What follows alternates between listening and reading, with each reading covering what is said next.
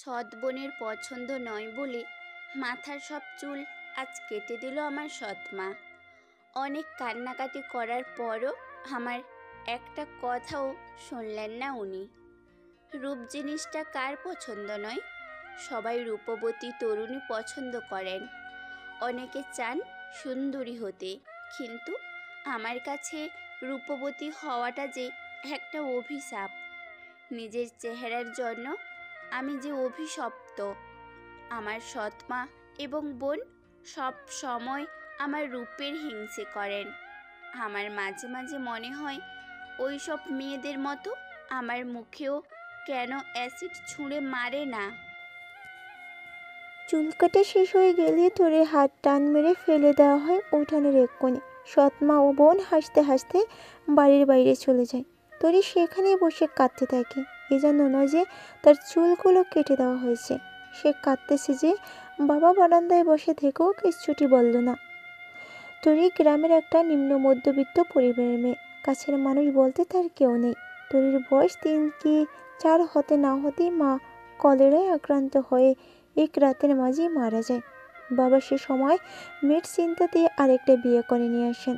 তবে কিছুদিন যাওয়ার পর সৎ মায়ের প্রচারণায় এসে বাবা আস্তে আস্তে বদলাতে শুরু করেন। সৎ মা তোরির যত্ন নিতেন না, বিশেষ করে নিজের একটা মেয়ে হওয়ার পর। তোরির চেহারা ওর সৎ বোনের চেয়ে অনেক ভালো হওয়ায় সৎ মায়ের এতে অনেক হিংসা হতো। তোরির বয়স এখন 19-এর কাছাকাছি। ওর ছোট বোনের বয়স 15 কি 16 হবে হয়তো। তোরির চেয়ে কম সুন্দরী হয়ে অনেকটা হিংসা হয় ওর। সেজন্যই তো আজ তোরির মাথার সব চুল মাকে দিয়ে জোর করে কেটে ফেলে। মামি অনেকটা খুশি আজ তোরির এমন অবস্থা দেখে। তোরির কিচ্ছু করার নেই, কারণ কিছু বলতে গেলেও বাড়ির বাসি ভাতও যে তার কপালে জুটবে না। কাটা চুলগুলো হাতে তুলে নিয়ে বাড়ির পিছনের পুকুর পাড়ে চলে আসে তোরি। পুকুর পাড়ের উপর একটা বাঁকানো খেজুর গাছ আছে। পুকুরের পানির উপর দিয়ে কিছুটা বাঁকা হয়ে আছে গাছটি। এখানে প্রায় এসে বসে থাকে সে। হাতে থাকা কাটা চুলগুলো নিয়ে গাছের উপরে গিয়ে বসে তোরি। পা পানির উপর মেলে দিয়ে কাটা চুলগুলো সামনে ধরে সে। নিজের এমন অবস্থার জন্য সে নিজের বাবাকে কখনো দোষারোপ করে না, সে দোষারোপ করে নিজের মাকে। আচ্ছা, মা কি আমাকেও নিয়ে যেতে পারতেন না? স্বার্থপরের মতো একা একা শান্তির ঘুম ঘুমাতে চলে গেলেন? নাকি আমি ওনার বোঝা হয়ে গিয়েছিলাম যে এত তাড়াতাড়ি আমায় একা করে চলে গেলেন? হাতে থাকা চুলগুলো সহ পুকুরে শো করে তলিয়ে গেল তরি। সাঁতার সে জানে, তবে আজ আর সাঁতার কাটার ইচ্ছে নেই তার। এই গভীর পুকুরটাতে তলিয়ে যেতে ইচ্ছা করছে আজ ওর। কিন্তু কোথায় আছে না, অবাগি যেখানে যায় সাগর শুকিয়ে যায়। এবারও এমন হলো। ঠিক মতো সে ডুবেও মরে যেতে পারল না। তার আগেই একজন পুকুরে ঝাঁপ দিয়ে তরিকে তুলে আনলো। তরিদের গ্রামটা আসলে লালমনিরহাটের কুলাঘাটে, যার পাশ দিয়ে বয়ে গেছে ধরলা নদী। জায়গাটা বেশ লোকপ্রিয় হয়, বিভিন্ন জায়গা থেকে লোকজন ঘুরে আসে সেখানে। তরিদের বাড়ির পিছন পাশ দিয়েই রাস্তা গেছে। এমনি দিয়েই ঘুরতে আসা লোকজনের মাঝে কেউ একজন তরিকে ডুবতে দেখে ফেলে।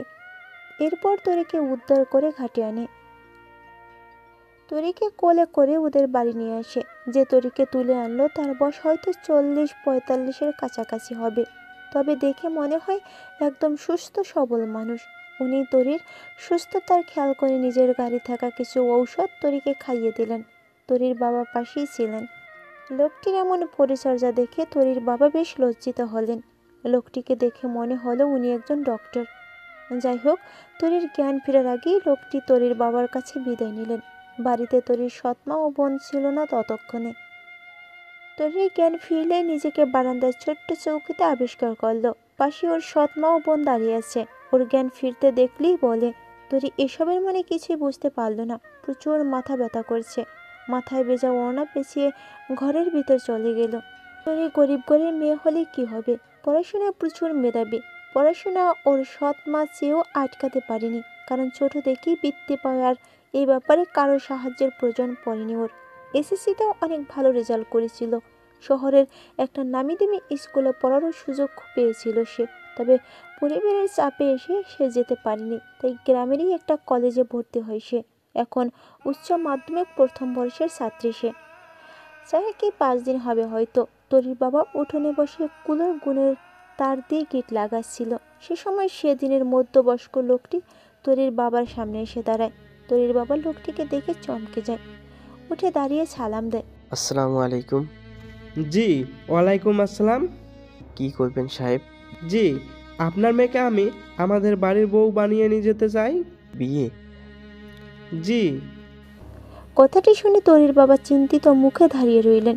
তৎক্ষণাৎ লোকটি তরির বাবার হাতে একটা ব্যাগ ধরিয়ে দিলেন। ব্যাগটা ওজনে বেশ ভারী লাগছিল, তাই সামাল না দিতে পেরে হাত থেকে মাটিতে পড়ে যায়। ব্যাগের চেনটা খোলা থাকায় ব্যাগের ভিতরে থাকা বস্ত্রগুলো বেরিয়ে আসে, যেগুলো হলো টাকার ব্যান্ডেল। তরির বাবা আর যাই হোক লোভী নন, তবে এমনই সময় সংসার চালানো বেশ কঠিন।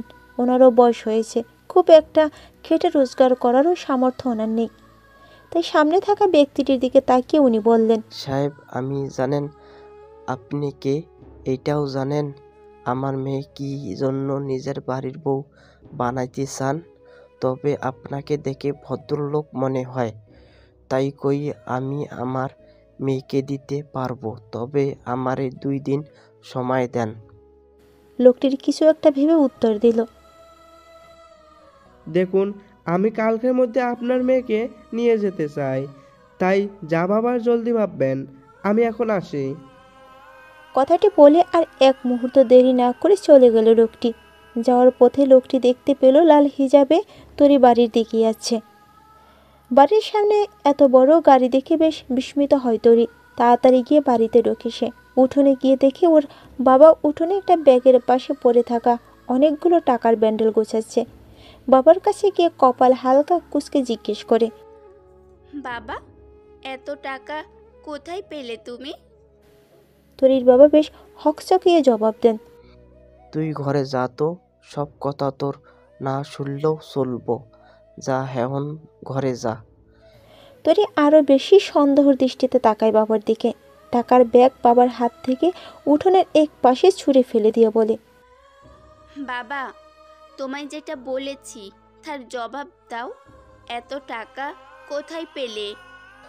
দেখ তোরে যেইটা কইছি সেটাই শোন। যা ঘরে যা, মাথা গরম করবি না কইলাম। তরি বাবার এমন রাগ দেখে আর কিছু বলল না, ঘরে চলে গেল। আর যাই হোক, এ বাড়ির কারো উপর দিয়ে কথা বলার সাহস অনেকদিন আগে হারিয়েছে, যখন থেকে বাড়িতে ওর নতুন মা এসেছে।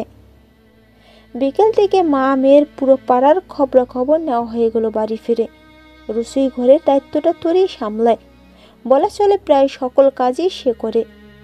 ওদিকে মা মেয়ে দুজনে মিলে সারা গা মেরে খায়।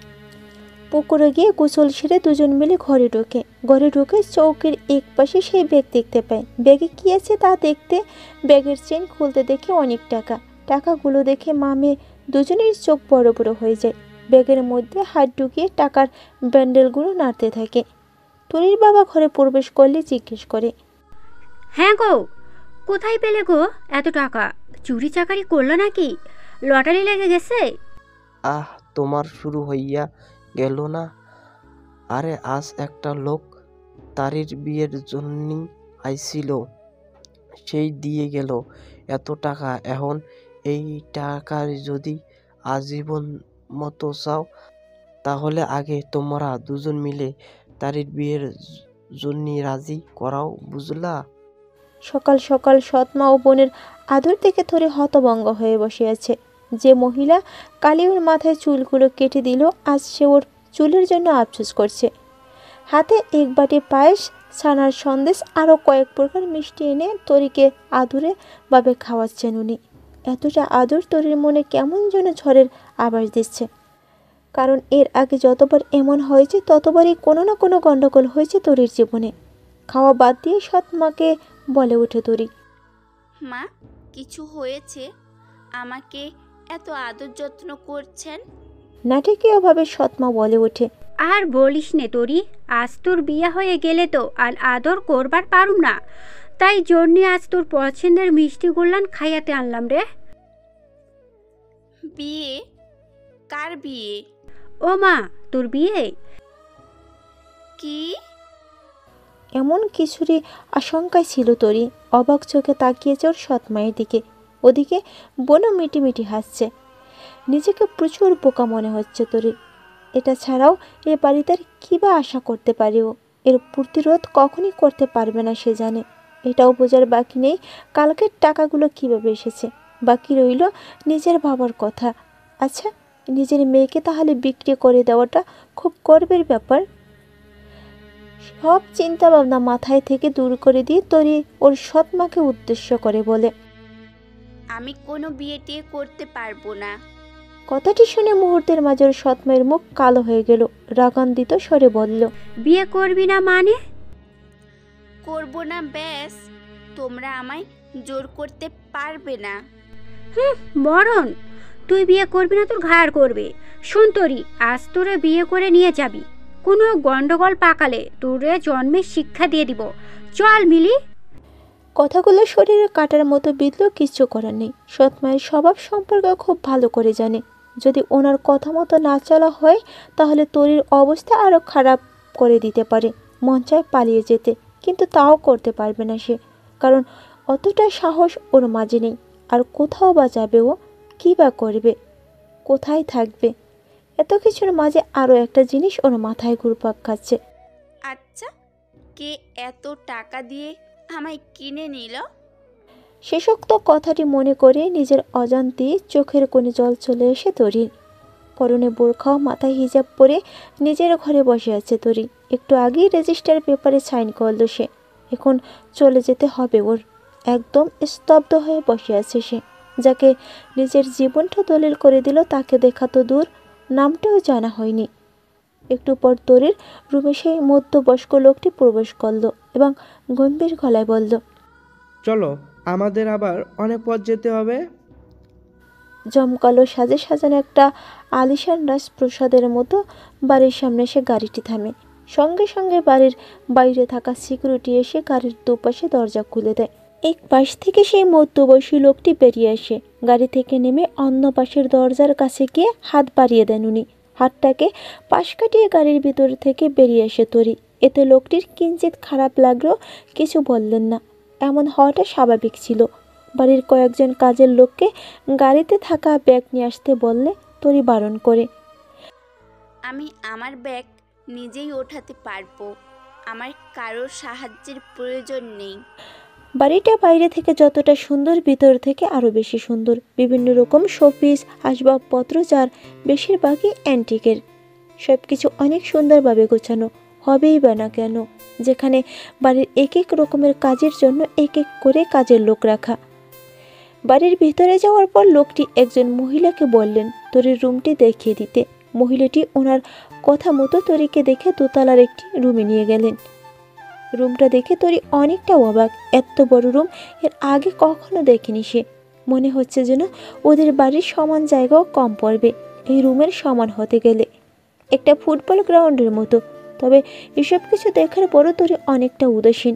মনের মাঝে ঝড় বইছে ওর। কি করে আজ কি হয়ে গেল? এক মুহূর্তের ওর পুরো পৃথিবীটা পাল্টে গেল। অবাগী হলে কেউ এমন অবাগী হয়? নিজের বাবার বাড়ি ছেড়ে আসার সময় একটা কথাও বলেনি সে, শুধু চোখের জল ভাসিয়েছে। আসার পথে লোকটিকে কি তার পরিচয় কিছুই জানা হয়নি তরির। তরির একটা কথা মাথায় ঘুরছিল, জীবনে একটা কাছের বন্ধু ছিল যেটা বই, তার সাথেও সম্পর্ক ছিন্ন হয়ে গেল আজ থেকে। তরি জানে না এরপরে কি হতে চলছে তার জীবনে। অবশ্য জীবন নিয়ে ভাবনা তরির অনেক আগেই ছেড়ে দিয়েছে, কারণ ওর জীবনের তরি যে আগে থেকেই ডুবে রয়েছে। তরির রুমের বিছানা পুরোটা গোলাপ ও গাজরা ফুলে সাজানো। সমস্ত রুমের দেয়ালে গোলাপ ফুলগুলো লাগানো। জায়গায় জায়গায় চৌবাচ্চা রেখে তার মাঝে ছোট ছোট মোমবাতি জ্বালিয়ে দেওয়া হয়েছে। এক কথায় রুমটা দেখতে অসম্ভব সুন্দর লাগছে। সাথে এসে মহিলাটি তরিকে বাথরুম দেখিয়ে ফ্রেশ হয়ে নিতে বলে এবং আলমারি খুলে একটা গোলাপি রঙের শাড়ি এনে তরির হাতে ধরিয়ে দেয়। হাত মুখ ধুয়ে এটা পরে নিন ম্যাডাম, আমি আপনার খাবার পাঠিয়ে দিচ্ছি বলে মহিলাটি চলে যান। তরিও বেশ খারাপই লাগছিল, তাই বাথরুমে গিয়ে ফ্রেশ হয়ে শাড়িটা পরে নেয়। মাথায় চুলগুলো না থাকার পরও তরিকে দেখতে মাশাল্লাহ লাগছে, কারণ এমনিতেও সে প্রচুর সুন্দরী, বলা চলে রূপের তরি। তবে নিজেকে কখনই সুন্দরীর তালিকায় রাখতে চায় না সে। যতটা পারে নিজেকে সবার থেকে গুটিয়ে রাখার চেষ্টা করে। কিছুক্ষণ পর একজন সার্ভেন্ট এসে তরির রুমে খাবার দিয়ে যায়। খাবারের প্রতি বেশ একটা ঝোঁক নেই ওর, তাই কিছু না খেয়ে বিছানায় গিয়ে বসে পড়ল সে। আজ হয়তো তাকে অত টাকা দিয়ে বিক্রি হওয়ার মূল্য চোকাতে হবে নিজের শরীর দিয়ে। রুমের মাঝে একটা বড় শেলফে থাকা বিভিন্ন মনীষীদের বইয়ের মাঝে ডেল কার্নেগির লেখা একটা বই পড়েছিল তরি। সেই সময় একজন দরজায় নক করে বলে, আমি কি ভিতরে আসতে পারি? তরি কি বলবে ভেবে পাচ্ছে না, কারণ এবারের কোনো কিছু ডিসিশন নেওয়ার বিষয় অজ্ঞত সে। আবারও দরজায় কড়া নাড়ায় আওয়াজ আসে। আসতে পারি? কিছুটা ভেবেই তরি উত্তর দেয়, জি জি আসুন। দরজার দিকে চোখ পড়ে তরির। সাদা শার্ট ও কালো প্যান্ট বা হাতের উপর গুছিয়ে রাখা সাদা অ্যাপ্রন ও কলায় ঝুলানো স্টেথোস্কোপ সহ একজন সুদর্শন যুবক রুমে প্রবেশ করলো। চুলগুলো অগোছালো হয়ে আছে, মুখে খোঁচা খোঁচা দাড়ি থাকায় ছেলেটির সৌন্দর্য আরও বেশি প্রকাশ পেয়েছে। হাসি দেওয়ায় গজদারটা বেরিয়ে এলো, যেটা ছেলেটির সৌন্দর্য আরও বাড়িয়ে দিল। তরি নিজের চোখ নামিয়ে নেয়, হালকা ভারত সুরে বলে, আপনি কে? ছেলেটি হেসে দিয়ে বলে, কেন দেখতে পাচ্ছেন না? আর যাই হোক, আমি কিন্তু ভূত নই, এ ব্যাপারে নিশ্চিত থাকতে পারেন। আপনার ঘাড় মটকাবো না। আরেকবার ছেলেটির দিকে তাকিয়ে দেখে তরি ছেলেটি সেখানে দাঁড়িয়ে মৃদু স্বরে হেসে চলেছে। কিছুটা ভয় কন্ট্রোল করে ছেলেটিকে উদ্দেশ্য করে বলল, আপনি আমাকে চেনেন? তরি এমন প্রশ্ন ছেলেটা আবারও হেসে দেয়। এবার হেসে দিয়ে বলে, বাবা তো ঠিকই খোঁজ নিয়েছিল আপনার ব্যাপারে। আপনি তো দেখছি আসলেই অনেক বোকা। আচ্ছা, আপনাকে চিনব না তো কি অন্য মেয়েকে চিনব? বাবা মানে ঠিক বুঝলাম না। আমার মনে হয় আপনি ঠিকভাবে কিছু জানেন না, তাই না? অবশ্যই বাবা বলেছিল পরে জানাবে। তবে এতটুকু অপেক্ষা করুন, দেখবেন আমি ফ্রেশ হয়ে আসছি, এসেই আপনাকে সব বলবো। ওকে? বলে ছেলেটি একটা মুক্ত করা হাসি দিয়ে আলমারি থেকে পরনের জামা কাপড় ও টাওয়াল হাতে ওয়াশরুমে চলে যায়। এদিকে তরি হা করে বসে আছে। কিছুক্ষণ পর ছেলেটি একটা লাল টি শার্ট ও সাদা ট্রাউজার ওয়াশরুম থেকে বেরিয়ে এলো। মাথার চুল মুছতে মুছতে তরিকে উদ্দেশ্য করে বলল,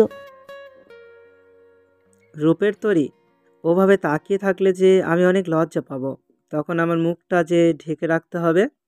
কথাটি শুনে তরি বেশ লজ্জা পেল। চুল মোছা হয়ে গেলে ড্রেসিং টেবিলের সামনে থাকা টুল এনে তরির সামনে এসে বসে পড়ল এবং বলল, এবার বলি, যে লোকটি আপনাকে রেজিস্ট্রি পেপারে সাইন করিয়ে নিয়ে এখানে এসেছে উনি আমার বাবা, ডক্টর রিশাদ চৌধুরী, এবং আমি ওনার ছেলে এবং আপনার লিগ্যাল হাজব্যান্ড রূপক চৌধুরী ওরফে রূপ। আমি অবশ্যই ডক্টর, তবে এখন ইন্টার্নি করছি, ছোট ডক্টর বলা চলে। আপনি এখন আছেন চৌধুরী ম্যানশনে। আজকে অবশ্য আপনার এবং আমার বিয়ের রেজিস্ট্রি হলো। হ্যাঁ, আপনার মনে প্রশ্ন জাগতেই পারে, কেন আমি যাইনি। আসলে আজকে অনেক জরুরি একটা সার্জারির জন্য ওটিতে থাকতে হয়েছে, নইলে আমার বিয়েতে আমি নেই এমনটা তো মানতে পারা যায় না, তাই না? তরি সব কিছু বোঝার পরও মুখ গোমড়া করে বসে আছে, কারণ ও জানে এত বড় লোক ঘরে বিয়ে হওয়া মানে ওকে নয়, শুধুমাত্র ওর শরীরটা ভোগ করতে হয়তো এত টাকা দিয়ে বিয়ে করে নিয়ে এসেছে। তরিকে চুপ থাকতে দেখে রূপ বলে, দেখুন রূপের তরী, আচ্ছা আপনাকে এ নামে ডাকছি বলে কি রাগ করছেন? আমি কিন্তু রূপ শব্দটি নিয়ে নিজেকে বোঝাচ্ছি না। রূপটা আপনার রূপ দেখেই বলছি। রবীন্দ্রনাথ সোনার তরী লিখেছিলেন, দেখেছিলেন কি না জানি না, তবে আমি যে রূপের তরী দেখেও নিলাম, আবার পেয়েও গেলাম। তরি আর বুঝতে বাকি নেই যে ওকে এখানে কেন আনা হয়েছে, তবে ওকে অবাক করিয়ে দিয়ে রূপ বলে, অনেক দূর জার্নি করে এসেছেন, নিশ্চয়ই খুব ক্লান্ত। আপনি শুয়ে পড়ুন, আমি শুয়ে পড়ি। আর হ্যাঁ, চিন্তা করবেন না, আপনার আমার মাঝে ইন্ডিয়া ও পাকিস্তানের মতো বর্ডার থাকবে। বিছানার মাঝখানে এক গাদা বালিশ দিয়ে দুটো সেকশনে বিছানা ভাগ করে দিল রূপ। এরপর নিজের জায়গায় গিয়ে শুয়ে পড়ল সে। তরি ছেলেটাকে দেখে ভীষণ অবাক হলো। আসলে কি সে এতটা ভালো, নাকি কোনো ঝড় আসার আভাস মাত্র? এসব চিন্তা করতে করতে ওভাবে কখন যে ঘুমিয়ে পড়ছে খেয়াল নেই। কারো নরম ঠোঁটে আলতো স্পর্শ কপালে সহ ঘালো হাতে অনুভূত হতে লাগলে ঘুম থেকে জেগে ওঠে রূপ। ঘুম ভাঙলে দেখতে পায় তরি ওকে আষ্টে পিষ্টে জড়িয়ে ধরেছে। তরির মুখটা রূপের মুখের সাথে একদম লেগে আছে। রূপের কিছুটা হাসি পায় তরিকে এভাবে দেখে। মেয়েটা সে আসলেই পাগলি। তারপর ভাবে হয়তো বোনকেও এমনভাবে জড়িয়ে ধরে ঘুমায়। তরিকে নিজের কাছ থেকে সেটি সুন্দর করে নিজের জায়গায় শুয়ে দেয়। চুলগুলো না থাকায় একদমই বাচ্চাদের মতো লাগছে তরিকে দেখতে। রূপ চাইছে তরির কপালে ভালোবাসা পরশ এঁকে দিতে, কিন্তু সে এমন কিছুই করল না। আবারও নিজের জায়গায় গিয়ে তরির দিকে মুখ করে শুয়ে পড়ল। বিছানার দুপাশে বিশাল বিশাল কাচের জানালা ভেদ করে চাঁদের রূপালি আলো তরির মুখে এসে পড়েছে। এতে ওর মুখটা দেখতেও আকর্ষণীয় হয়ে উঠছে। রূপ সেদিকে তাকিয়ে ভাবনার সাগরে ডুব দিল। রূপের বাবা মা ভালোবেসে খুব কম বয়সে বিয়ে করেছিল। তখন দুজনই মেডিকেল স্টুডেন্ট। আসলে এতে তাড়াতাড়ি বিয়ে করার কারণটাও বড় ছিল। রূপের মা প্রেগনেন্ট ছিলেন। রিশাদ চৌধুরী রূপের বাবা ওর মাকে ঠকাতে চেয়েছিলেন না বলে তাড়াতাড়ি বিয়ে করে নেন।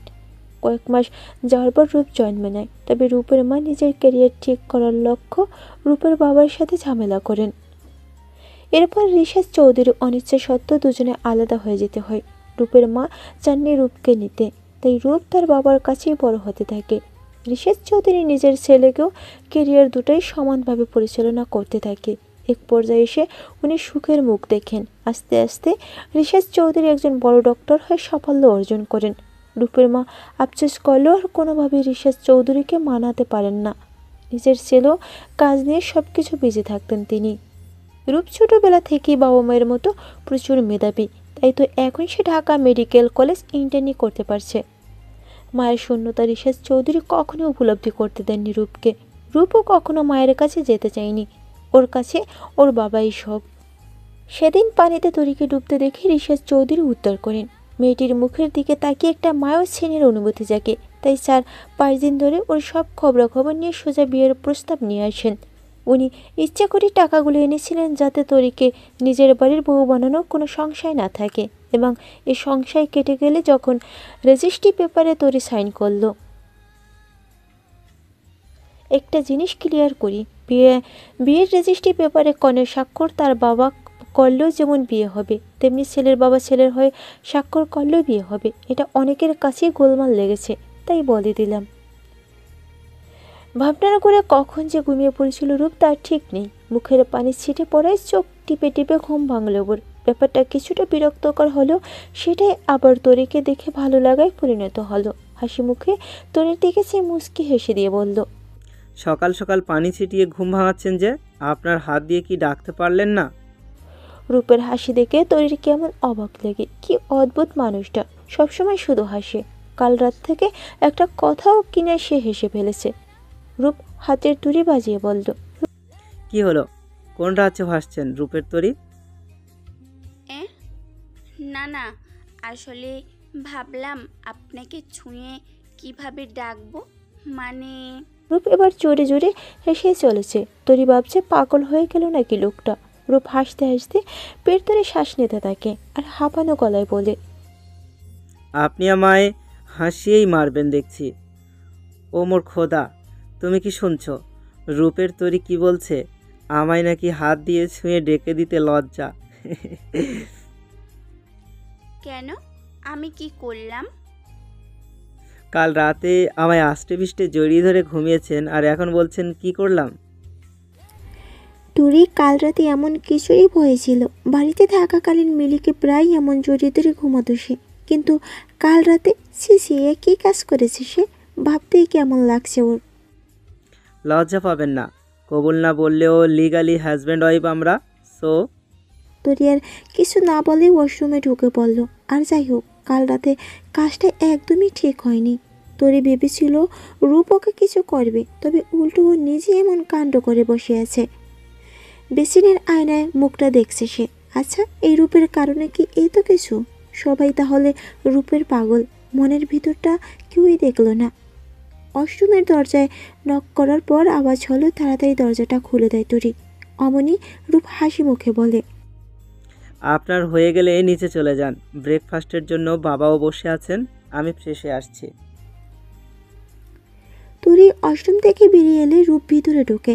একটা জিনিস তরির খুব ভালো লাগছে, রূপের চেহারাটা সবসময় হাসিটা বজায় থাকে, যেন হাসিটা ওর মুখের জন্যই তৈরি। মাথাটা বেবি পিঙ্ক হিজাবে আটকে নিচে চলে যায় তরি। বিশাল আকারের ডাইনিং টেবিলের এক প্রান্তে বসে আছেন রিশাদ চৌধুরী।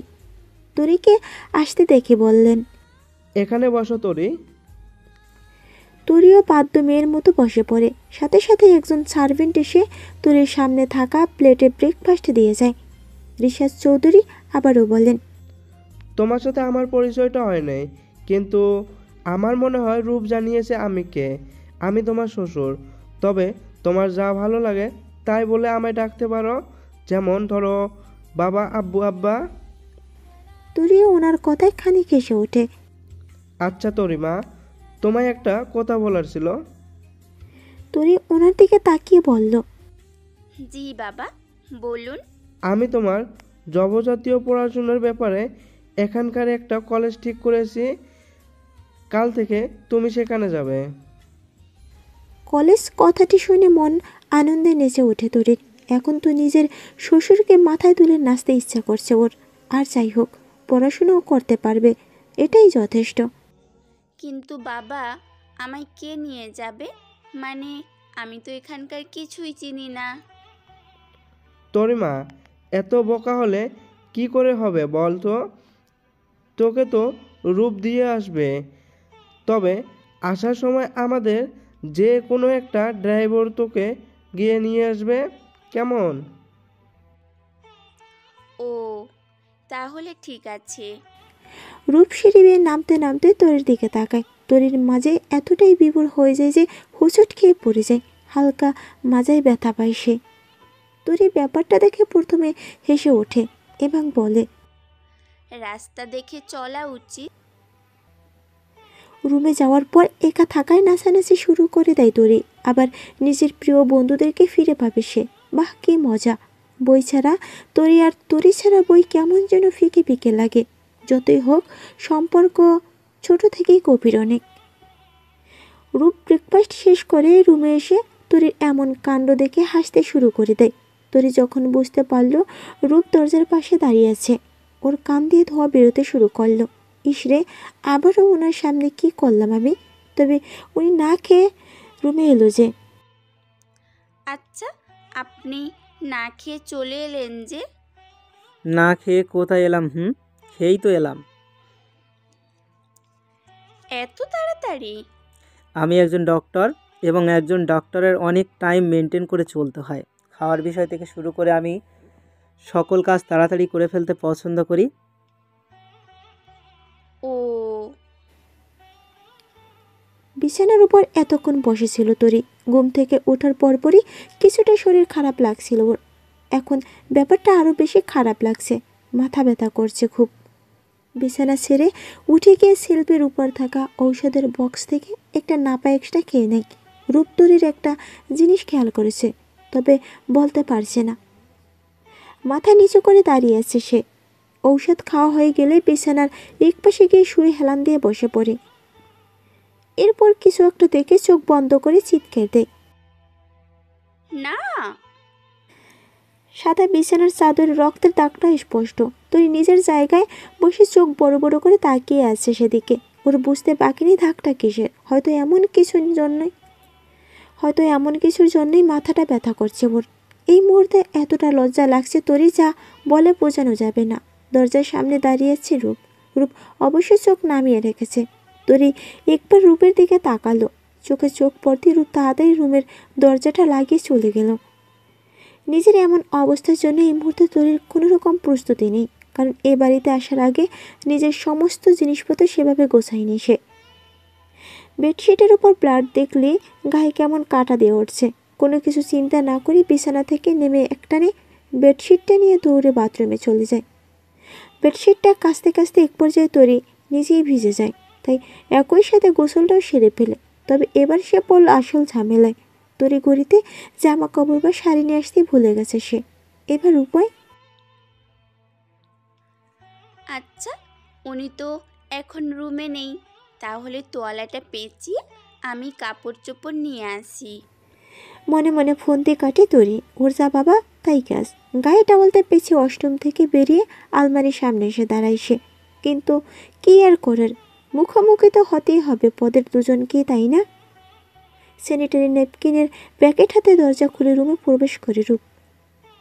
রুমে ঢোকার পর তরিকে অমন অবস্থা দেখে চিৎকার দেয়। তরিও রূপকে খেয়াল করার পর চোরে চিৎকার দেয়। এরপর ন্যাপকিনের প্যাকেটটা ফ্লোরে ফেলে দিয়ে নিজের রুম থেকে দৌড়ে বেরিয়ে আসে রূপ। লাইফে ফার্স্ট টাইম ওর সাথে এমন কোনো ঘটনা ঘটলো। তরি আলমারির সামনে একদম স্টেচু হয়ে দাঁড়িয়ে আছে। কাল থেকে ওর সাথে কী সব আজব ঘটনা ঘটে যাচ্ছে। তবে আজ তো তোর ইচ্ছা করছে ব্যালকনি থেকে ঝাঁপ দিতে, কিন্তু পরনে তোয়ালে থাকায় সেটাও পারল না। রূপের এই কাজটা তরির খুবই ভালো লেগেছে। হয়তো রূপও জানতো ওর এমন কিছু প্রস্তুতি নেই এই মুহূর্তে, তাই হয়তো সঙ্গে সঙ্গে ন্যাপকিন নিয়ে এলেন। একটা মুচকি হেসে ফ্লোরে পড়ে থাকা ন্যাপকিনের প্যাকেটটি হাতে তুলে জামা কাপড় নিয়ে আবারও বাথরুমে চলে যায় সে। রুমের বাইরে প্রায় অনেকক্ষণ দাঁড়িয়ে আছে রূপ। ভিতরে ঢুকতে এখন অনেকটা লজ্জা করছে ওর। যাই হোক, এমন কিছু হবে সে ভাবতে পারেনি। রুমে যাবে যাবে করেও যাচ্ছে না। কিন্তু রূপ একটা কথা চিন্তা করলো, যা হবার হয়েছে, আমরা তো বউ, এতে সমস্যা কোথায়? এটা ভেবেই দরজা লকের দিকে হাত বাড়ায়। অমনি ভিতর থেকে কেউ একজন দরজাটা খুলে দেয়। নীল রঙের থ্রি পিস ও সাদা ওড়নাটি মাথায় জড়ানো, চোখে মুখে বিন্দু বিন্দু জলের ফোঁটা লেগে আছে, যে কারণে তরির চেহারাটা আরও আকর্ষণীয় নেশা ধরানো লাগছে। রূপ মলিন চেহারায় তরিকে দেখে যাচ্ছে। নামটা ভুল দেয়নি তরিকে, আসলে এ হলো এক রূপের তরি। আজ পর্যন্ত কল্পনার জগতে ভেবে আসা সকল পরিদের রানী এই তরি। হাতের তুড়ি বাজানো রূপ ভাবনার জগৎ থেকে বাস্তব জগতে ফিরে রূপ। ধন্যবাদ আপনাকে। রূপ কিছুটা কপাল কুঁচকে তরিকে বলল, ধন্যবাদ। ধন্যবাদ আপনাকে আমার সমস্যাটা বোঝার জন্য। তো এতে ধন্যবাদ দেওয়ার কি আছে? আমি এমনিতেও এমন সব ছোট ছোট কাজ করেই থাকি। তরি হেসে দিল। একই হৃদয় জুড়ানো হাসি। তরির হাসি দেখে রূপের পালস রেট বেড়ে যাচ্ছিল। এতটা সুন্দর করেও যে কেউ হাসতে পারে তা তরিকে দেখলে বুঝতেই না সে। আচ্ছা হয়েছে, আর শুনুন, এভাবে হাসবেন না প্লিজ।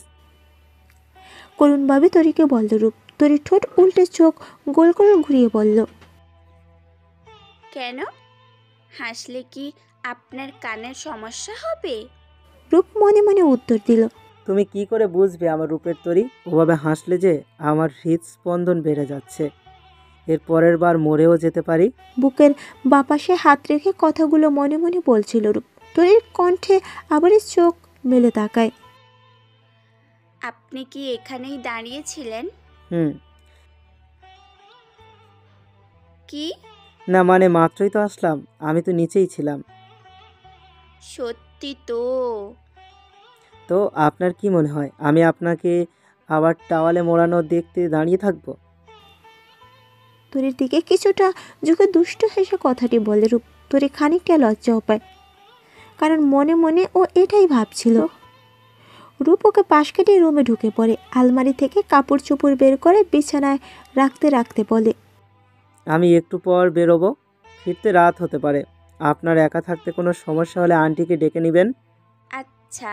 আপনার যদি কিছু দরকার হয় আমায় বলে দেবেন, আমি আসার সময় নিয়ে আসবো। তরি মুখ ফসকে বলে দেয়, এখানে ফুচকা পাওয়া গেলে ফুচকা নিয়ে আসবেন। বলার পরপরই জিভে কামড় দেয় সে। মনে মনে ভাবে, ধুর, কি বলে ফেললাম, এখন তো আমায় খাদক ভাববে। তরির কথা সে হেসে দেয়। মেয়েটা যতটা পাগলি ততটাই বোকার, খুবই কিউট। এতটাই কিউট যেন সুন্দর কোনো নিষ্পাপ শিশুদের মতো। এরপর আর দেরি না করে টাওয়ালটা নিয়ে আশ্রমে চলে যায় রূপ। গোসল শেষে প্রতিদিনের মতো টাওয়াল পেঁচিয়ে আশ্রম থেকে বেরিয়ে আসে রূপ। বিছানার উপর বসে নখ কাটছিল তরি। রূপকে ওভাবে আশ্রম থেকে বেরিয়ে আসতে দেখে চোখ বন্ধ করে নেয় সে। উন্মুক্ত ফর্সা বুকো পিঠে দেখতে দারুণ লাগছে রূপকে। তরির চোখ বন্ধ করা দেখে রূপ হেসে দেয়। এই যে রূপের তরি, চোখ বন্ধ করলেন যে? মানেটা কি? হ্যাঁ, আপনি এভাবে আমার সামনে আসবেন আর আমি চোখ খুলে আপনাকে দেখব? তো সমস্যা কোথায়? আমি তো আর অন্য কেউ না, তাই না? আচ্ছা, আপনার কি লজ্জা লাগছে না এভাবে আমার সামনে দাঁড়িয়ে আছেন? লজ্জা লাগবে কেন? আপনি তো আর অন্য মেয়ে নন, আপনি তো আমার বউ, তো লজ্জা কোত্থেকে আসবে? ইস, আমারই এখানে থাকা ভুল হয়েছে। আপনি জামা কাপড় পরুন, আমি গেলাম। চোখ বন্ধ করেই দরজার বাইরে দৌড়তে দৌড়ি। রূপ ওকে দেখেই হেসে বাঁচে না। হসপিটালে আজ চাপ একটু কম। অন্য দিনের মতো আজকে তেমন কোনো ক্রিটিক্যাল পেশেন্ট আসেনি। অরে গিয়ে আগের পেশেন্টের ফাইলগুলো দেখছিল রূপ। ইন্টারনে করলে ওর চিকিৎসা দেখে মনে হবে কত অভিজ্ঞ ডাক্তার। তাই বড় বড় ডাক্তাররা সার্জারি বা বড় কোনো অপারেশন করতে গেলে রূপকে সাথে রেখে কাজ করেন। হসপিটাল বা পেশেন্ট সংক্রান্ত কোনো বিষয় হলে রূপের অন্য কোন দিকে খেয়াল থাকে না। ফাইলগুলো দেখার মাঝে এতটাই বিভোর ছিল যে পিছন থেকে একজন ডেকে যাচ্ছে তার টেরই পায়নি সে। ওদের দরজার পাশে গালে হাত দিয়ে দাঁড়িয়ে আছে মৃদা। মৃদা বলা চলে রূপের বেস্ট ফ্রেন্ড। ওরা দুজনেই মেডিকেল কোর্স একসাথে কমপ্লিট করেছে। এখন পর্যন্ত একসাথে আছে দুজনই। এমন বন্ধুত্ব আজকাল খুবই কম দেখা যাবে। তবে রূপের বিয়ের ব্যাপারটা এখনও জানে না সে, কারণ তড়িঘড়িতে বিষয়টা বলা হয়ে ওঠেনি। এত টাকার পরে যখন উত্তর মিলল না, তখন পিছন থেকে এসে মাথায় একটা বাড়ি মেরে দিল মৃদা। রূপ জানে যে এটা মৃদার কাজ, তাই পিছনে না ফিরে ফাইল দেখায় মন দিল সে। ও, তুই সব সময় কাজ নিয়ে এত বিজি থাকিস কেন বলতো? তোর এত শুনতে হবে না, যা গিয়ে কাজ কর। ধুর, সব সময় কাজ করতে ভালো লাগে? তোর এই আলসেমির জন্যই তো রোগীদের 12টা বেঁচে যায়। আচ্ছা বাদ দে, তোর কাজ শেষ? এই তো, এই ফাইলটাই দেখা বাকি আছে। লাস্ট ফাইলটি দেখা হয়ে গেলে মৃদাকে বলে, এবার বল। চল ক্যান্টিনে যাই। ও চল, তোকেও কিছু বলবো। কালই বলতাম কিন্তু খেয়াল ছিল না। দুজনে মিলে ক্যান্টিনে চলে যায়। মৃদা ভুরু নাচিয়ে জিজ্ঞেস করে, হ্যাঁ রে, কি এমন বলতে চাইলি? নাকি না জানিয়ে বিয়ে টিয়ে করে ফেললি? কথাটি বলে হাসতে থাকে মৃদা। রূপ কিছুটা ঘাবড়ে আছে, কারণ এ কথা যদি মৃদা জানে তো ওকে একেবারে মেরে কিমা বানিয়ে দেবে। ভর্ত কণ্ঠে বলে, কাল আমি বিয়ে করেছি। মৃদা কথাটি শুনে আরও জোরে জোরে হাসতে থাকে। ওকে দেখে মনে হচ্ছে রূপচির একটা মজার জোকস শোনালো ওকে। হাসিটা কন্ট্রোল করার চেষ্টা করে মৃদা বলে, হ্যাঁ রে, তাই নাকি? আমিও তো কাল হানিমুন থেকে ফিরেছি। আবারও হাসতে থাকে সে। এরপর রূপ ওকে একটা ধমক দিয়ে চুপ করিয়ে দেয় এবং পুরো ঘটনা খুলে বলে। মৃদা মনোযোগ দিয়ে শোনার পর রূপের দিকে অগ্নিদৃষ্টিতে তাকায়। নিজের চেয়ার ছেড়ে রূপের পিঠে ধুমধাম করে কিল দিতে থাকে। ওকে না জেনে বিয়ের ফল পাচ্ছে হয়তো রূপ। এরপর বিয়ের ট্রিট হিসেবে একটা রেস্টুরেন্টে ঢুকে এক গাদা খাবার অর্ডার করেই তবে শান্ত হয়। বাড়ির পথে আসার সময় রূপের মনে পড়ে তরি ফুচকার কথা বলেছিল, তাই একটা ফুচকার দোকান দেখে গাড়ি থামিয়ে ফুচকা কিনতে যায়। মোবাইলটা গাড়িতেই রেখে যায়। এদিকে রূপের মোবাইলে বারবার কল এসেই যাচ্ছে। ফুচকা কিনে গাড়িতে ঢোকার পর দেখে ফোন বাজছে। ফোনটা ধরার পর ওপাশে ব্যক্তিটির কথা শুনে রূপের মুখটা এমন হয়ে যায় যেন কেউ ওর জীবন কেড়ে নিতে চেয়েছে। তড়িঘড়ি করে গাড়ি স্টার্ট দিয়ে বেরিয়ে পড়ে সে। অজ্ঞান অবস্থায় বিছানায় শুয়ে আছে তরি। তরির মাথার কাছে বসে আছে নিশাত সাহেব এবং রুমে দুজন সার্ভেন্টও রয়েছে। তরিকে অজ্ঞান অবস্থায় দেখে রূপের জান যায় বা হাতে থাকা জিনিসপত্র টেবিলে রেখে দৌড়ে গিয়ে তরির পাশে বসে। মেয়েটার মুখটা মলিন হয়ে আছে। নিশাত সাহেবের দিকে চিন্তিত চেহারা তাকিয়ে বলে, কিভাবে হলো এমন বাবা? আমিও জানি না বাবা। চিত্রা তরির রুমে খাবার দিতে এসে দেখে দরজা ভিতর থেকে লক। যখন অনেকবার ডাকার পরও তরি দরজা খুলল না, চিত্রা আমাদেরকে ডেকে আনে। এরপর দরজা ভেঙে দেখি ও ব্যালকনির দরজার সামনে অজ্ঞান হয়ে পড়ে আছে। তারপরেই তো তোকে ফোন করলাম। কিন্তু এমন কিভাবে হলো? আমি তো কিছুই বুঝতে পারতেছি না। এমনিতেই রাত, তারপরেও ওর এমন অবস্থা দেখে ভয় পেয়ে গেছিলাম রে। আচ্ছা, তোমরা না হয় এখন যাও, আমি ওকে দেখে নিব। সেটাই বেটার হবে। আমি তাহলে উঠি। রিশেষ সাহেব ও সার্ভেন্টরা চলে যায়। দরজা বন্ধ করে দিয়ে রূপ এসে তরির মাথার কাছে বসে। মুখটা কেমন শুকনো রাখছে ওর। হয়তো দুপুরে খায়নি। মাথায় হাত বুলিয়ে দিতে লাগলি তরি আস্তে আস্তে জেগে ওঠে এবং উঠে কান্নাকাটি শুরু করে দেয়। তরির কান্নাকাটি দেখে রূপ কিছুটা ঘাবড়ে যায়। এভাবে কান্নাকাটির করার কারণ জানতে চাইলে তরি আরও জোরে কান্না করতে থাকে। এক পর্যায়ে রূপ ওকে জোরে একটাই ধমক দেয়। তরি অত জোরে ধমক খেয়ে চুপ হয়ে যায়। কিন্তু এখনও আস্তে আস্তে কাঁদতে থাকে। এবার রূপ ওর কাছে এমন হওয়ার কারণ জানতে চাইলে তরি বলতে থাকে। সন্ধ্যার কিছুক্ষণ আগে ছাদ থেকে বেডশিটটা নিয়ে রুমে এলাম। এরপর বেলকনিতে গিয়ে যেই লাইট দিলাম, দেখি বেলকনিতে রাখা চেয়ারে শাড়ি পরা একটা কঙ্কাল বসে আছে, আর তার মুখে না লাল আলো জ্বলছে। আমি খুবই ভয় পেয়েছিলাম। তারপর আমি দৌড়ে ওখান থেকে চলে আসার সময় হোঁচট খেয়ে পড়ে যাই। তরি যে একটু বোকা তা রূপ জানতো, তবে সে যে এতটা ভীতু তা জেনে হা হা করে হাসতে শুরু করে দেয়। ওর হাসি দেখে তরি আবারও কাঁদতে শুরু করে আর ফুফিয়ে ফুফিয়ে বলে, আপনি খুব খারাপ, খুব। আমি ভূত দেখে ভয় পেয়ে কাঁদছি আর আপনি হাসছেন, তাই না? রূপের হাসির মাত্রা আরও বেড়ে যায়। হাসতে হাসতে তরিকে বলে, ও ভালো কথা, তাহলে চলুন আমি আপনাকে ভূতের সাথে পরিচয় করিয়ে দিই। কি? চলুন। না না না না, আপনি পাগল নাকি? আমি এমনিতেও অনেকটা ভয় পেয়েছি, তার ওপর আর ওখানে আমি যাব না। আমি আর বেলকনিতে যাব না। আহা, আমি বলছি তো, ওই ভূতের সাথে আমার ফ্রেন্ডশিপ আছে, আপনাকে কিছু করবে না। ভূতদের সাথে ফ্রেন্ডশিপও করা যায়? আগে জানতাম না তো। এখন তো জানলেন। আর ভূতের পরনে একটা শাড়ি ছিল, তাই না? হ্যাঁ, আপনি কিভাবে? ওই শাড়িটা আমি ওকে গিফট করেছি। আপনার মাথা ঠিক আছে? কি আবুল তাবুল বলছেন? আবল তাবল? তাহলে চলুন, সব বুঝতে পারবেন। তরি যেতে না চাইলেও রূপ ওকে জোর করে টেনে বেলকনিতে নিয়ে যায়। এখনও কঙ্কালটাকে ওখানে বসে থাকতে দেখে কান্না শুরু করে দেয় তরি। মিট মাই ফ্রেন্ড কঙ্কার রানী। এবং কঙ্কার রানী এটা আমার ওয়াইফ রূপের তরি। সো এখন বলুন, কেমন লাগলো আমার ফ্রেন্ডকে? তরি একবার রূপের দিকে আর একবার কঙ্কালটির দিকে তাকিয়ে কপালের ভাঁজে রেখা ফেলে বলে, তার মানে এটা? জি হ্যাঁ রূপের তরি, এটা কোনো ভূত নয়, এটা একটা সাধারণ কঙ্কাল, তবে আমার কাছে অসাধারণ। এই কঙ্কালটি দিয়েই মেডিকেল কোর্স শেষ করেছি আমি। অতটা স্পেশাল কিছু নেই, এটা একটা মেয়ে কঙ্কাল, তাই ওভাবে শাড়ি পরিয়ে রেখে দিয়েছি। আসলে বেলকনিতে একা বসে থাকতে ভালো লাগতো না, তাই এই কঙ্কালটি সাজিয়ে রাখা। আচ্ছা, আপনার মাথায় কি বুদ্ধি শুদ্ধি নেই? এভাবে একটা কঙ্কাল রেখেছেন, তার উপর এমনভাবে সাজিয়েছেন যে কেউ দেখলে ভয় পেয়ে যাবে। আমিও অনেকটা ভয় পেয়েছিলাম। আচ্ছা ওকে ওকে, আজ থেকে সরিয়ে দিচ্ছি, আর এটা এখানে রাখবো না। এবার হ্যাপি? তরির আগে মুখ খুলে কিছু না বলে রুমে চলে যায়। এরপর রিশাদ সাহেব, রূপ ও তরি একসাথে ডিনার শেষ করে। তরিও খাওয়া দাওয়া শেষে রুমে চলে আসে। রূপ জানে যে তরি রাগ করিয়াছে। বিছানার মাঝখানে এক গাদা বালিশ দিয়ে নিজের জায়গায় শুয়ে পড়ে তরি। একটু পর রূপ রুমে আসলে দেখে একদম বাচ্চাদের মতো গুটিসুটি মেরে শুয়েছে তরি।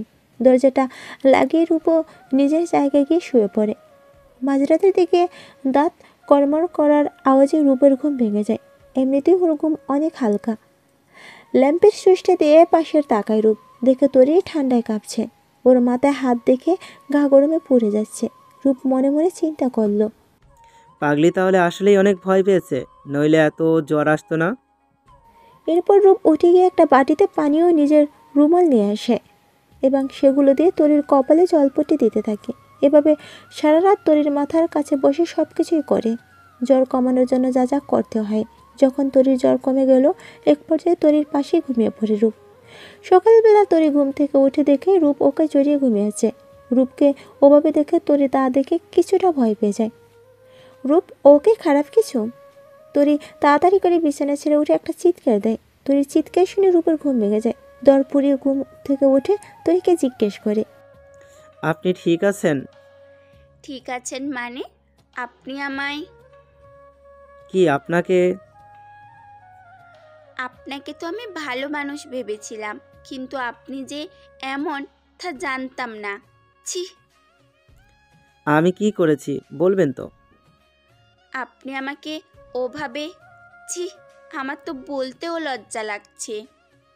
দেখুন, আপনি হয়তো ভুল কিছু নিয়ে কথা বলছেন। আমি নিজের চোখে দেখেছি, আর আমি ভুল বলবো? রূপ বুঝতে পারছে না কেন তরি এমন করছে, তবে এটা নিয়েও যে ও শিওর কোনো খারাপ কিছু সে করেনি তরির সাথে। হয়তো তরির পাশে ঘুমিয়ে যেতে পারে, কারণ রাত জাগা হয়েছে কাল। দেখুন, আপনি আমার থেকে 10 হাত দূরে দূরে থাকবেন। এসব নিয়ে কোনো ঝামেলা না করাই ভালো বলে মনে হয় রূপের, তাই হাসি মুখে জবাব দেয়। ঠিক আছে, এখন ফ্রেশ হয়ে রেডি হয়ে নিন, আপনার কলেজে আজ প্রথম দিন। কথাটি বলে বিছানা ছেড়ে উঠে যায় রূপ। রূপের এমন জবাবে প্রত্যুত্তরে কি বলা উচিত তরি তা সে জানে না, তবে ওর কাছে মনে হয় মানুষটা খুবই অদ্ভুত। এখন যেহেতু তরি ওকে বলে দিয়েছে দূরে দূরে থাকতে, সেহেতু আর কোনো চিন্তা নেই। এখন কলেজ যাওয়ার প্রস্তুতি নিতে হবে ওকে। ফ্রেশ হয়ে সকালের নাস্তা শেষে রুমে আসে তরি। একটা baby pink colour long 3 piece এবং সাদা হিজাব মাথায় আটকে কাঁধে ব্যাগ ঝুলে বাইরে আসে তরি। গাড়ির সামনে হেলান দিয়ে থাকা রূপ কালো জিন্স, হালকা গোলাপি শার্ট পরেছে, চোখে সানগ্লাস ও হাওয়া উড়তে থাকা সিল্কি চুলগুলো সব মিলিয়ে রূপকে অসাধারণ লাগছে দেখতে। তরি রূপের দিকে একবার তাকিয়ে অন্যদিকে চোখ ঘুরিয়ে নেয়। তরিকে দেখে রূপ একটু মুচকি হাসে। গাড়ির সামনে সিটের দরজাটা খুলে দেয় তরির জন্য। তরি সেদিকে না গিয়ে পিছনের সিটে দরজা খুলতে থাকে, কিন্তু দরজাটা খুলতে অক্ষম হয় সে। তাই উপায় না পেয়ে রূপের পাশের সিটে বসতে হয় ওকে। মুখ ফুলিয়ে বসে আছে তরি। রূপ সেদিকে একবার খেয়াল করে গাড়ি স্টার্ট করে দেয়। গাড়িতে কেউ কারোর সাথে কথা বলে না। রূপ এমন একজন যে শুধু তার প্রিয়জনদের সাথে দু একটা কথা বেশি বলে, নইলে প্রয়োজন ছাড়া সে খুব একটা কথা বলে না। এমনিতে সে খুবই নরম মনের মানুষ, ছেলে হলেও খুবই ইমোশনাল সে। তবে হাসিটা কখনই যেন ওর চেহারাটা ছেড়ে যায় না, সবসময় হাসির ছাপ ওর মুখেই লেগে থাকে। হাসিটা ছাড়া যেন ও অসম্পূর্ণ। কিছুক্ষণ পর ওরা কলেজের গেটের সামনে এসে পৌঁছায়। গাড়িটা পার করে দুজনে নেমে পড়ে গাড়ি থেকে। কলেজের ভিতরে ঢুকতে গেলে তরির সাথে সাথে রূপও যায়। এটা দেখে তরি বলে, কি ব্যাপার, আপনি কেন আসছেন? কেন আবার? আপনার ক্লাসরুম ও বাকি সব কিছু বুঝিয়ে দিই, চলুন। আমি গ্রামের মেয়ে, তবে পড়ালেখা তো জানি, তাই না? আমি নিজেই দেখে ও চিনে নিতে পারবো। কিন্তু আপনি? কোনো কিন্তু না, আপনি যান। ঠিক আছে। রূপের মুখটা শুকিয়ে যায় এবং বলে, এটা বলার পর রূপ সেখান থেকে চলে আসে। তরি একটা লম্বা নিঃশ্বাস ফেলে সামনের দিকে হাঁটা দেয়। কলেজটা এতটাও বড় গোলদাদার মতো যে তরি কিছুতেই কিছু বুঝে উঠতে পারছে না। রূপকে যেতে বলে এখনই নিজের বিপদে পড়ছে বলে মনে হচ্ছে। কয়েকজন মেয়েকে দাঁড়িয়ে থাকতে দেখে সেখানে যায় তরি। আসসালামু আলাইকুম আপুরা, আমাকে একটা হেল্প করবেন প্লিজ? আমি কলেজে আজ নতুন, আমার ক্লাসরুমটা খুঁজে পাচ্ছি না, একটু দেখিয়ে দেবেন আমায়? মেয়েগুলো তরির দিকে তাকিয়ে একবার পরস্পরের দিকে তাকায় এবং সবাই মিলে হাসি মুখে বলে, হ্যাঁ হ্যাঁ, অবশ্যই, চলো চলো। বলে তরিকে নিয়ে যায় ক্লাসরুমের দিকে। দোতলার একেবারে শেষের রুমটা গিয়ে পৌঁছে ওরা। তরিকে ভিতরে ঢুকতে বলে, ওরা চলে যায় সেখান থেকে। তরি ওদের কথা মতো ক্লাসের ভিতরে ঢুকে পড়ে, কিন্তু পিছন থেকে কেউ তরির হাত টান দেয়। এতে পড়ে যেতে নিলে কেউ ওকে ধরে পেলে। যে ব্যক্তিটি ওকে ধরেছে তার দিকে তরি এক দৃষ্টিতে তাকিয়ে রয়েছে, কারণ সে রূপ। তরির চোখের সামনে বা হাত দিয়ে তরি বাজায়। এতে তরি কিছুটা লজ্জা পায় ওভাবে তাকিয়ে থাকার জন্য। কিছুটা রেগে রূপকে প্রশ্ন করে, এভাবে কেন টান দিলেন? আমার হাতে খুব লেগেছে। ইস, আপনাকে এখানে কারা নিয়ে এলো? সে কি কথা, এটা তো আমার ক্লাসরুম। কয়েকটা মেয়ে আমায় এখানে দিয়ে গেল, কিন্তু আপনি এখনো যাননি। আমি যাব কি না যাব আপনাকে ভাবতে হবে না। অ্যান্ড বাই দ্য ওয়ে, আপনার ক্লাসরুম নিচতলায়, শেষের রুমটা এটা নয়। কি? হ্যাঁ, ওই মেয়েগুলো হয়তো আপনার সাথে মজা করছে। হতেও পারে। রূপ ও তরি রুমটার সামনে দাঁড়িয়ে কথা বলছিল। একটু পর রুম থেকে 4-5 জন ছেলে বেরিয়ে যায়। ছেলেগুলোকে দেখে মনে খুব একটা সুবিধা নয়। ওদের রুম থেকে চলে যা দেখে তরি চোখ বড় বড় করে তাকিয়ে আছে। তরি এখন বুঝে আসলো কেন মেয়েগুলো ওকে এখানে রেখে গেছিল। রূপের দিকে তাকিয়ে ছলছল চোখে বলে, সরি। কেন? আমি চলে গেলে ভালো হতো, তাই না? দয়া করে ওভাবে বলবেন না, আমার ভুল হয়ে গেছে, মাফ করে দিন প্লিজ। এভাবে বললে করবো না, আমার একটা শর্ত আছে। কি শর্ত? আমার বন্ধু হতে হবে। ও, এই শর্ত? আমি তো রাজি। তরি আগে হাত বাড়িয়ে দেয় রূপের দিকে। রূপ আস্তে করে তরির কোমল হাতটি ধরে একসাথে ক্লাসের সামনে এসে দাঁড়ায়। তরি রূপের দিকে হাসি মুখে তাকিয়ে বিদায় দিয়ে ক্লাসে রুমে ঢুকে পড়ে। তরি রুমে ঢুকে গেলে রূপও চলে আসে সেখান থেকে। এটা ভেবে সে খুবই খুশি। আর যাই হোক, ফ্রেন্ডশিপ তো হলো। এখন নিজের কাছে খারাপ লাগছে তরি। কত কথা আজ সকালে ওনাকে শোনালো সে। মনে মনে বলছে, যদি আজ উনি চলে যেতেন তাহলে আমি আর নিজের মাঝে ফিরতে পারতাম না। ক্লাসরুমে ঢোকার পর সে দেখে তখনকার মেয়েগুলো সামনের সিটগুলো ছেড়ে পিছনে গিয়ে বসে আছে। রাগে ক্ষোভে ওদের সামনে গিয়ে বলতে থাকে, আপনারা তো খুব বজ্জাত দেখছি। একটু সাহায্য কি চাইলাম, উল্টে আপনারা আমার বিপদে ফেলতে চাইলেন। ক্লাসে থাকা সবাই তরির দিকে অবাক চোখে তাকিয়ে আছে এবং তরি যে মেয়েগুলোকে উদ্দেশ্য করে কথাগুলো বলল তারা তরিকে চোখ দিয়ে গিয়ে দেখাচ্ছে। যখন মেয়েগুলো কেউ আর কথা বলল না, তরি পিছনে ফিরে চলে আসতে নেয়। সামনে আর যেতে পারে না। একদল ছেলেরা দাঁড়িয়েছে তরির দিকে রক্ত চক্ষু নিয়ে। ওদের মাঝে একটা ছেলে বলে ওঠে, তোমার সাহস তো কম না মেয়ে, আমাদের ক্লাসরুমে এসে আমাদের ফ্রেন্ডকে কথা শোনানো হচ্ছে। কথাগুলো শুনে তরির রাগ হয়ে যায়। সাথে সাথে জবাব দেয় সে, ও, সাহায্য চাইলে আমাকে ভুলভাল জায়গা দেখাবে আর আমি মনে হয় তার সেবা করব। যা করেছি বেশ করেছি। পরের বার আমার সাথে এমন কোনো মজা করলে আবারও বলবো, আসছে কোনো নাটের গুরু। কাট। ছেলেগুলোকে দেখে মনে হচ্ছে পালে তরিকে চিবিয়ে খায়, কিন্তু কিছু করার আগেই রুমে স্যারে প্রবেশ করে। তরি তাড়াতাড়ি সামনে একটা সিটে বসে পড়ে। মনোযোগ দিয়ে পুরোটা ক্লাস করার পর ক্লাসরুম ছেড়ে চলে আসতে নাই তরি। তখনই ওই মেয়েগুলো তরিকে চেপে ধরে। ওদের মাঝে একটা মেয়ে বলে ওঠে, খুব তো বড় বড় কথা বলছিলি, তোর সাহস কি করে হয় আমাদের মুখের উপর কথা বলার? জানিস আমি কে? আমার বাবা এই কলেজের ফাউন্ডার। তোর কি হাল করতে পারি তা তোর জানা নেই। এখন চল, চুপচাপ ক্ষমা চা। তরি কিছু একটা ভেবে মেয়েটিকে সরি বলে রুম থেকে বেরিয়ে এলো। রূপ ওদের ড্রাইভারকে বলছিল ও নাও আসতে পারে তরিকে নিতে, তাই আগে থেকে তরির জন্য গাড়ি এসে রয়েছে। তরি সকাল সকালই বাড়ি ফেরে। সন্ধ্যায় বাড়ি ফেরার পর বাড়ির ভিতর পুরোটাই ফুল দিয়ে সাজানো দেখে রূপ। দেখা যায় ঋষের সাহেব এসব কিছুর দিক নির্দেশনা দিচ্ছেন। বাবার কাছে গিয়ে রূপ হাসি মুখে জিজ্ঞেস করে, এসব কি হচ্ছে বাবা? কোনো পার্টি বা অন্য কোনো ফাংশন? আমি তো জানি না। আসলে ভাবলাম তোরই আর তোর বিয়েটা তো হলো, তাও আবার তুই ছিলি না, আর তোদের বিয়েটা পড়ানো বাকি ছিল, তাই আর কি আজ ভাবলাম বাকি কাজটা সেরে ফেলে। কিন্তু বাবা, তুমি তো চেয়েছিলে বিষয়টা পরে করতে, তাহলে হঠাৎ আজ? পরে কি হবে না হবে তার তো কোনো কিছুই বুঝতে পারি না, তাই না? তাই ভাবছি জলদি জলদি সব সেরে ফেলাটা বুদ্ধিমানের কাজ হবে। ঠিক, কিন্তু তোরই জানে। আরে তুই কি? আরও তো জানে না, তবে তুই বল, সেটাই বেটার হবে। ওকে। এই বলে সিঁড়ি পেয়ে নিজের রুমে চলে যায় রূপ। দরজা নক করার পর ভিতর থেকে আওয়াজ আসে, জি আসুন। রুমে ঢোকে রূপ তরিকে বিছানায় বসে বই পড়া অবস্থায় পায়। আজ কি ফুচকা আনেননি? সরি, একদম ভুলে গেছি। তবে হ্যাঁ, কাল শিওর নিয়ে আসবো। ও হ্যাঁ, নতুন কলেজ কেমন লাগলো? আর কলেজ থেকে কখন এসেছো? অনেক ভালো লাগলো। আর বাড়ি ফিরেছি তো অনেক আগেই। বুঝলাম। আজ বাড়িতে কি হচ্ছে তা কি জানেন? কই না তো, কিছুই তো জানি না।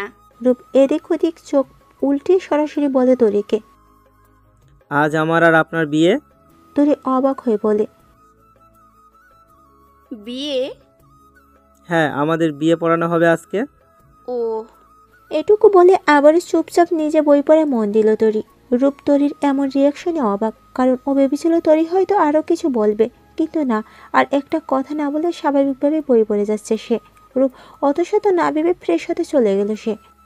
রাত 8টার দিকে বিয়ে পড়ানোর জন্য কাজে এসে চৌধুরী ম্যানশনে পৌঁছলো। হালকা কিছু লোকজনের সমাগম হলো বাড়িতে। সাদা শার্টের উপর কালো কোট ও কালো প্যান্ট রূপকে দারুণ লাগছে।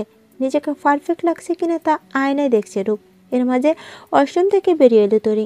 লাল এবং কালো মিশ্রণে একটা শাড়িও মাথায় কালো রঙের হিজাবে। বেরিয়ে এসে রূপের দিকে হাঁ করে তাকিয়ে বলছে সে। আপনিও কালো পরেছেন, বাহ। ও হোয়াট আ কোইন্সিডেন্স। আমিও তো তাই ভাবছি। আচ্ছা, ভাবাভাবির পর্ব শেষ করুন, চলুন নিচে চলুন, নইলে বাবা আপনাকে কিছু না বললেও আমায় আস্ত রাখবে না। ঠিক আছে, চলুন। বিয়ের বাকি কাজ ভালোই শেষ হয়ে যায়। এরপর খাওয়া দাওয়া, হালকা গল্পগুজব করে সবাই চলে যান। নিজের রুমে এসে জামা কাপড় চেঞ্জ করে ক্লান্ত শরীর নিয়ে শুয়ে পড়ে রূপ। আজ অনেকটাই ক্লান্ত সে। রূপকে দেখে তরি বলে, এই যে আপনি তো আমার জায়গা নিয়েই শুয়ে পড়লেন। ঘুম ঘুম কণ্ঠে আস্তে আস্তে রূপ বলে, আজ আর সেকশন আলাদা না করি, আমার খুব ঘুম পাচ্ছে। আপনি প্লিজ আজকের মতো অ্যাডজাস্ট করুন, কাল থেকে না হয় বর্ডার দিয়েই শোবো। তরি আর কিছু না বলে চেঞ্জ করে নেয়। এরপর বিছানার সামনে সোফায় গিয়ে নিজের ক্লাসের একটা বই খুলে বসে পড়ে। কিছু সময়ের মাঝে রূপ গভীর ঘুমে বিভোর হয়ে যায়। বইয়ের পাতার উপর থেকে চোখ তুলে রূপের দিকে তাকায় তরি। একটা মুচকি হেসে বইটা বন্ধ করে ধীরে পায়ে রূপের মাথার কাছে গিয়ে বসে সে। ভালো করে পর্যবেক্ষণ করার পর সে দেখলো আসলে রূপ গভীর ঘুমে। এবার সে তার ডান হাতটা রূপের মাথার চুলে ডুবিয়ে দেয়। আস্তে আস্তে হাত বুলাতে থাকে রূপের মাথায়, আর মনে মনে হাজারো কথা বলতে থাকে সে। আপনি যে আমাকে বোকা বলেন, আপনি তো নিজেই বোকা, কিছু বোঝেন না। অবশ্য বোঝার মতো আমি তেমন কিছুই করিনি। আপনি যে কেমন তা আমি প্রথম দিনই বুঝে গেছি, কিন্তু আমি কেমন তা আপনি হয়তো এখনও বোঝেননি। আমার অতটাও যোগ্যতা নেই যে আমি আপনার ওপর নিজের রাগ ক্ষোভ উজাড় করব। আমি নিতান্তই একটা ছোট্ট পরিবারের মেয়ে। আপনার মতো ছেলের সাথে বিয়ে হবে তা আমি কখনো স্বপ্নেও কল্পনা করতে পারিনি। জানেন, আপনি যতটা সুন্দর দেখতে, তার থেকে হাজার গুণ সুন্দর আপনার এই মন মানসিকতা ও আপনি। আপনাকে যতটা দেখি ততটাই অবাক হই। আচ্ছা, আপনার ঠোঁটে সবসময় ওই হৃদয় কাড়ানো হাসি কিভাবে থাকে বলবেন আমায়? আপনার হাসিটা যে দেখার জন্য আমি লুকিয়ে লুকিয়ে আপনার দিকে চেয়ে থাকি। জানেন, কাল রাতে একটুও রাগ হয়েছিল আপনার ওপর। জানেন, কাল রাতে একটু রাগ হয়েছিল আপনার ওপর। আপনি যে আমায় জড়িয়ে ধরেছিলেন তা আমি টের পেয়েছিলাম। তবে আমার রাগ এই কারণে হয়েছিল যে সারা রাত আমার জন্য আপনি কত কষ্ট কেন করলেন। আমায় একটিবার ডাকতেও তো পারতেন। তাই তো আপনার সাথে সকালে অমনটা করেছিলাম। সেটার জন্য আপনার কাছে ক্ষমা চাইছি। দয়া করে মাফ করে দেবেন। আজ অবশ্য বিয়ে পড়ানোটা বিষয়টা আমি বাবাকে বলেছিলাম। ভাবলাম বিয়ে তো বিয়েই, বাকি কেন থাকবে। আর হ্যাঁ, ইচ্ছে করেই শাড়িটা আপনার সাথে ম্যাচিং করে পরেছিলাম। আপনাকে আমি হয়তো এসব কিছু মুখ ফুটে কখনো বলতে পারবো না, তবে আপনি যেদিন আপনার মনের কথাগুলো আমায় বলবেন, সেদিন এমনি বুঝে যাবেন সব কিছু। আমার তো এটাই মনে হয় আপনি আমার জীবনে পাওয়া সেই উপহার, যা সারা জীবন ধরে আমার ঠোঁটে হাসি ফোটাতে পারবে। আপনি বলেন না আমার রূপের জন্য আপনি আমায় ডাকেন রূপের তরী, কিন্তু আমি তো নিজেকে আপনার তরী বলেই ভাবি। পরদিন সকাল সকাল ঘুম থেকে উঠে তরিকে সোফায় শুয়ে থাকতে দেখে রূপ একদম বাচ্চাদের মতো গুটিসুটি মেরে শুয়ে আছে সে। বিছানা ছেড়ে গিয়ে উঠে গিয়ে তরির মুখ বরাবর বসে পড়ে। এক দৃষ্টিতে তরির দিকে চেয়ে থাকে সে। তরি হালকা নড়ে চেড়ে উঠলে হুড়মুড় করে সেখান থেকে দৌড়ে চলে যায় বাথরুমে গিয়ে দরজা আটকে দেয় সে। তরি হেসেই চলছে। আসলে ও না ঘুমিয়ে সবই লক্ষ্য করেছিল। ঘুম থেকে ওঠার ভান করে বাথরুমে দরজা গিয়ে কড়া নাড়ে সে। ভিতর থেকে রূপ আওয়াজ দিয়ে বলে, ও আপনি উঠে পড়েছেন, একটু অপেক্ষা করুন, আমি ফ্রেশ হয়ে আসছি। তরি দুষ্টু দুষ্টু হাসি দিচ্ছে। একটু পর রূপ বাথরুম থেকে বেরিয়ে এলে তরি জিজ্ঞেস করে, আপনি কখন উঠলেন? বললেন না তো কিছু। এই তো মাত্রই উঠলাম। রূপ পাশ কাটিয়ে চলে আসে, মনে মনে ভাবে ইসরে ধরা পড়ে গেল তো আজ আবার বকুনি শুনতে হতো।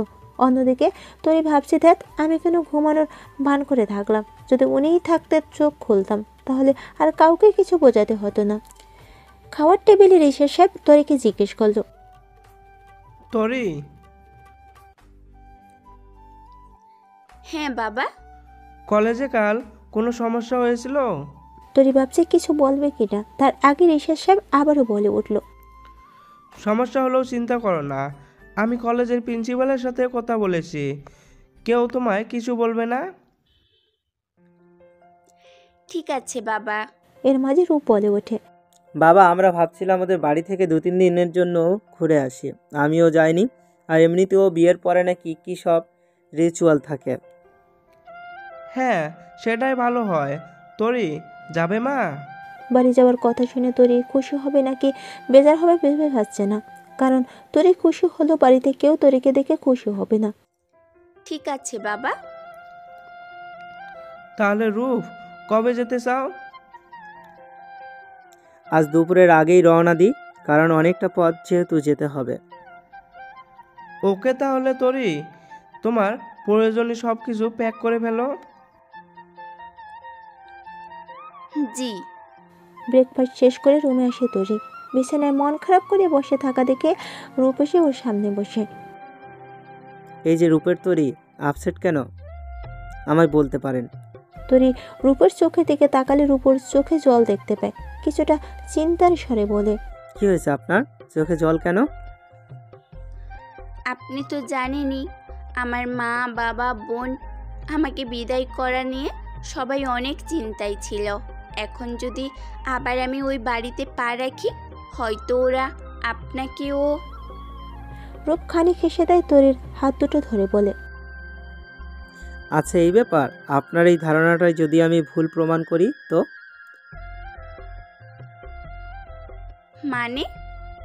মানে না হয় পরেই বুঝবেন। এখন চলুন জিনিসপত্র প্যাক করে নিই। সকাল 11টা নাগাদ ওরা রওনা দেয় লালমনিরহাটের উদ্দেশ্যে। রাত 9টার দিকে ওরা গিয়ে বাড়িতে পৌঁছে। গাড়ি থেকে নামার সাথে সাথে তরি সৎমা ওকে বুকে চড়িয়ে নেয়, ওকে ধরে কত রকম আদুরে কথাবার্তা বলতে থাকে। তরি এসব দেখে রূপের দিকে তাকায়। রূপ খানিকটা মুচকি হাসি দেয়, তরি ওর দিকে তাকিয়ে হেসে দেয়।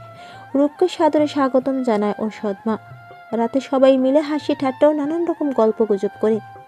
আগামীকাল ওদের দুজনের উদ্দেশ্য করে বাড়িতে ছোটোখাটো একটা খাওয়া দাওয়ার আয়োজন করে। পরদিন সকালে একটু দেরি করে ঘুম থেকে উঠে তরি হাত মুখ ধোয়ার জন্য গোসলখানার দিকে এগোতে নিলেই পিছনে বারান্দা থেকে একটা মেয়ের হাসি আওয়াজ শুনতে পাওয়া যায়। হাসির আওয়াজটা ওর কাছে অচেনা লাগে না, তাই পিছনের বারান্দার সামনে গিয়ে দাঁড়ায় তরি, এবং সেখানে হাসতে থাকা মেয়েটি দেখে তরির মাথা ঘুরে যায়। সুইটি, তুই কবে এলি? চিন্তিত মুখে তরি প্রশ্ন ছুড়ে দেয় মেয়েটিকে। কেন রে, আমি এসেছি বলে কি ভয় পাচ্ছিস? তোর জামের সাথেও যদি হাসি ঠাট্টা করি এই ভয়ে? সুইটি আসলে তরির সৎ মায়ের বোনের মেয়ে। তরিও সুইটি সমবয়সী হলেও সুইটি একটু অভদ্র টাইপের মেয়ে। বলতে গেলে ছেলেদের সাথে ওর ফ্লার্ট করা অভ্যাস। এই সূত্রে তরি ভয় পাচ্ছে রূপের সাথে যদি ও আবল তাবল কিছু বলে। না না, তা কেন ভাবতে যাব, এমনি অনেকদিন পর দেখলাম তো তাই। ও, তা তোর জামাইকে তো দেখলাম না, এখনো ঘুমোচ্ছি নাকি? হ্যাঁ হ্যাঁ, ঘুমোচ্ছে। আচ্ছা, আমি হাত মুখ ধুয়ে আসি, কেমন? তরি জলদি ওখান থেকে চলে আসে এবং ওর ঘরের দিকে পা পড়ে। ঘরে ঢুকে দেখে রূপ পেছনে বসে আছে, দেখে মনে হচ্ছে মাত্রই ঘুম ভাঙল ওর। রূপের কাছে গিয়ে তরি জিজ্ঞেস করে, আচ্ছা, আপনি তো ফ্রেশ হননি তাই না? চলুন একসাথে যাই, আমিও ফ্রেশ হইনি। একসাথে? হ্যাঁ চলুন না। তরির হঠাৎ করে কি হলো তা রূপ বুঝতে পারল না, তবে ও এটা ভাবছে তরি আর যাই হোক আজ প্রথম নিজের ইচ্ছাতে ওর হাত ধরেছে। খাওয়া দাওয়ার আয়োজন চলছে জোরদার, অনেকেই এসেছে তরিদের চেনা জানা। তরিও হালকা ব্যস্ত, সৎমাকে সাহায্য করছে সে। অবশ্য এখন সৎমা বললে ভুল হবে, কারণ উনি একদম নিজের মায়ের মধ্যে ব্যবহার করছেন তরির সাথে। একটা প্লেটে কয়েক রকমের মিষ্টি সাজিয়ে তরির হাতে ধরিয়ে দেন উনি এবং বললেন, জামাই সে কখন সকালে খেয়েছে, যা গিয়ে দিয়ে আয়। কি মনে করবে দেখ, আমিও তো ভুলে গেছিলাম। তরি হাসি মুখে প্লেটটা নিয়ে ঘরে ঢোকে, কিন্তু সেখানে পায় না রূপকে। না পেয়ে এদিক ওদিক খুঁজতে থাকে তরি। এরপর বাড়ির পিছনে পুকুর পাড়ে যায় সে। সেখানে একটা চড়াট পাতা আছে, চড়াটার উপর রূপ। তীক্ষ্ণ দৃষ্টিতে পুকুর পাড়ের পাশে বানানো চড়াটার উপর চোখ রেখে আছে তরি। রূপের পাশে বসে মাঝে মাঝে গায়ে হাত দিয়ে কথা বলছে সুইটি। পাশে অবশ্য মিলিও আছে, তবে ওর ধান্দা এসবের মাঝে নেই। রূপের চেহারা দেখে মনে হয়েছে সে অনেকটা বিরক্ত, তাও সুইটি জোর করে ওকে ধরে রেখেছে। ওদের পিছনে গিয়ে দাঁড়িয়ে খুব খুব করে কেসে ওঠে তরি। পিছনে ফিরে তাকিয়ে তরিকে দেখতে পেয়ে অনেকটা স্বস্তি পায় রূপ। সুইটির চেহারা তখন দেখার মতো হয়েছিল। অনেকটা বিরক্ত নিয়ে সুইটি বলে, তুই এখন এখানে কি করছিস তরি? কেন, এসে কি তোর খুব সমস্যা হয়ে গেল? না না, সমস্যা কেন হবে? তাহলে এক কাজ কর, মিলিকে নিয়ে বাড়ির ভেতরে যা, মা তোদের ডাকছে। পরে যাব, বাদ দে তো। বলছি না ডাকছে। সুইটি মুখ ভাঙিয়ে দিয়ে মিলিকে নিয়ে চলে গেল। রূপ তরির হাত ধরে চড়াটে বসিয়ে বলে, বাঁচালেন রূপের তরি, না হলে যে ওর কবলে পড়ে আমিও পুকুরে ঝাঁপ দিতাম একটু হলেই, আর আমি সাঁতারও জানি না। হয়েছে, এখন এগুলো খেয়ে নিন। এতগুলো মিষ্টি আমি একা খাবো?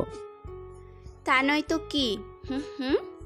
আর এমনিতেও এতগুলো কোথায় শুনি, মাত্র তো প্লেটে থাকা মিষ্টিগুলো গুনতে থাকলাম, 12টার মতো মিষ্টি রয়েছে। না, আমি একা খাবো না, সাথে আপনিও খাবেন, কেমন? দুজনে মিলে পুকুর পাড়ে বসে গল্পগুজব করতে থাকে। বিকেলের দিকে ওরা সবাই নদীর তীরে বেড়াতে যায়। সন্ধ্যা থেকে বাড়ি ফিরলে সবাই ক্লান্ত শরীর নিয়ে বিছানায় গায়ে গেলিয়ে দেয়। তরি রূপকে রুমে গিয়ে ঘুমাতে দেখার পর নিজে হাত মুখ ধুয়ে যায়। এই সময়ের মাঝে সুইটি তরির রুমে ঢোকে এবং রূপকে অবস্থায় দেখে জড়িয়ে ধরে। রূপ হালকা চোখ খুলে যখন দেখতে পায় সুইটি ওকে জড়িয়েছে, তখন ওকে ধাক্কা দিয়ে দূরে সরিয়ে দেয়। প্লিজ রূপ, আমি নিজের করে নিন। আমি আপনাকে তরির চেয়েও বেশি ভালোবাসবো। আপনাকে প্রচণ্ড ভালোবেসে ফেলেছি যে। Sweetie, don't cross your limit. তুমি আমার বোনের মতো, এত নোংরা ধারণা ও মাথায় কিভাবে নিয়ে আসলে? আমি ভুল বুঝো না প্লিজ। নিশ্চয়ই ওই তরি তোমার কাছে আমার নামে খারাপ কথা বলেছে। দেখো রূপ, ওর কথায় বিশ্বাস করো না। ও তো অনেক খারাপ একটা মেয়ে। তুমি আমায় বিয়ে করে নাও না। এসব কথার পরপরই একটা থাপ্পড়ে আওয়াজ শোনা যায়। রূপ সামনে তাকাতে দেখে সুইটি গাল ধরে দাঁড়িয়েছে এবং পাশে অগ্নিচক্ষু দৃষ্টিতে তাকিয়েছে তরি। তরি বলতে শুরু করে, আমি কল্পনাও করতে পারিনি তুই এতটা নিচে নামতে পারবি কখনো। ছি, বোনের স্বামীর সাথে এমন নোংরামি করতে তোর একটুও মনে বাঁধলো না? তোকে তো আজ উচিত শিক্ষা দিতে হবে। চল, খালার কাছে তোর সব কুকীর্তির কথা বলবো। সুইটি এখন বাঁচার আর কোনো উপায় না পেয়ে তরির পা চেপে ধরে। তরি বোন, আমার ভুল হয়ে গেছে, এবারের মতো মাফ করে দে। তোর পায়ে ধরি, প্লিজ আমায় মাফ করে দে। আমি আর জীবনে কারোর সাথে এমন কিছু করব না।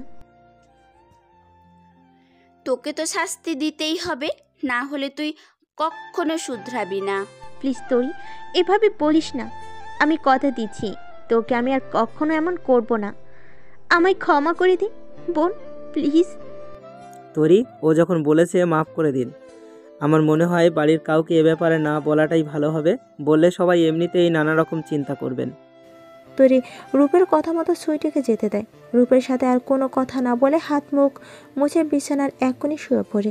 রূপ তরির সাথে কথা বলার জন্য দু একটা জিজ্ঞেস করতে চাইলো, তরি কোনো জবাব দেয় না। পরদিন সকাল সকাল ওরা ঢাকার উদ্দেশ্যে বেরিয়ে পড়ে। মধ্যম গতিতে গাড়ি চালাচ্ছে রূপ। তরি জানালার বাইরে মুখ দিয়ে বসে আছে। ওদের দুজনের অনেক কিছু চিন্তা ভাবনা করছে, তবে ওদের চিন্তাটা একই বিষয় নিয়ে। তবে ওরা কেউ জানে না তরি ভাবছে। লজ্জা হোক আর যাই হোক, ওনাকে আমার মনের কথা সব কিছু খুলে বলবো। উনি তো আমারই স্বামী, ওনাকে এসব বলবো না তো কাকে বলবো? এমনিতেও স্বামী স্ত্রী কখনো এমন দূরে দূরে থাকে। আজ বাড়ি ফিরে সব কিছু বলবো ওনাকে। উনি কিছু বলুক আর নাই বলুক, তাতে কি আসে যায়? যদি আমাকে ভালো না বাসে, তাহলে ওনার ঘাড় ভালোবাসবে, দেখা যাবে সব কিছু। এসব ভেবে তরি একবার রূপের দিকে তাকায়, দেখে রূপ সামনের দিকে তাকিয়ে মনোযোগ সহকারে ড্রাইভ করছে, যেন এটাই ওর ইম্পর্ট্যান্ট কাজ। তরি মনে মনে ভাবছে, ইস, দেখো না কিভাবে গাড়ি চালাচ্ছে, পাশে যে বউ বসে আছে তার দিকে খেয়ালই নেই। নিজে তো মুখ ফুটে কিচ্ছু বলতেও পারে না, আবার আমায়ও কিছু জিজ্ঞাসাও করে না। আরে আমায় জিজ্ঞাসা করলে তো আমি বলেই দেই সব। তরি তো আর জানে না যে রূপ ওর মতোই একই চিন্তায় মগ্ন, সে ওইসব কথাই ভাবছে। অনেক হয়েছে, এখন তরিকে মন খুলে ভালোবাসি বলতেই হবে। তরির দিকে এক নজর তাকিয়ে বলে ওঠে। তরি, রূপের গলার আওয়াজটা তরির কাছে নতুন নয়, তবে এখন তরিকে রূপ যেভাবে ডাকলো সেই গলার স্বরটা তরির কাছে অনেকটা নতুন। এই আওয়াজটা একটু আবেগ মেশানো আছে, কিছু অনুভূতি জড়ানো আছে, অনেকটা ভালোবাসা মোড়ানো আছে। তরি রূপের দিকে নরমভাবে তাকিয়ে উত্তর দেয়, জি বলুন। তরি একটা কথা বলবো, রাগ করবে না তো? রূপের মুখে তুমি শোনাটা তরির কাছে যেন হৃদয় শীতল বাতাস বয়ে যাওয়ার মতন মনে হলো। উৎসুক দৃষ্টিতে রূপের চোখের দিকে তাকিয়ে বলল সে। রাগ করব কেন, আপনি বলুন। কথাটি বলার আগেই রাস্তা উল্টো দিক থেকে আসে একটা ট্রাক ওদের গাড়িতে হিট করে।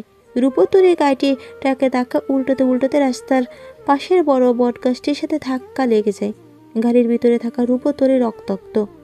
ক্লাসে ঘন্টা বেজে ওঠার পর সকল স্টুডেন্টরা বাস্তব জগতে ফিরে আসে।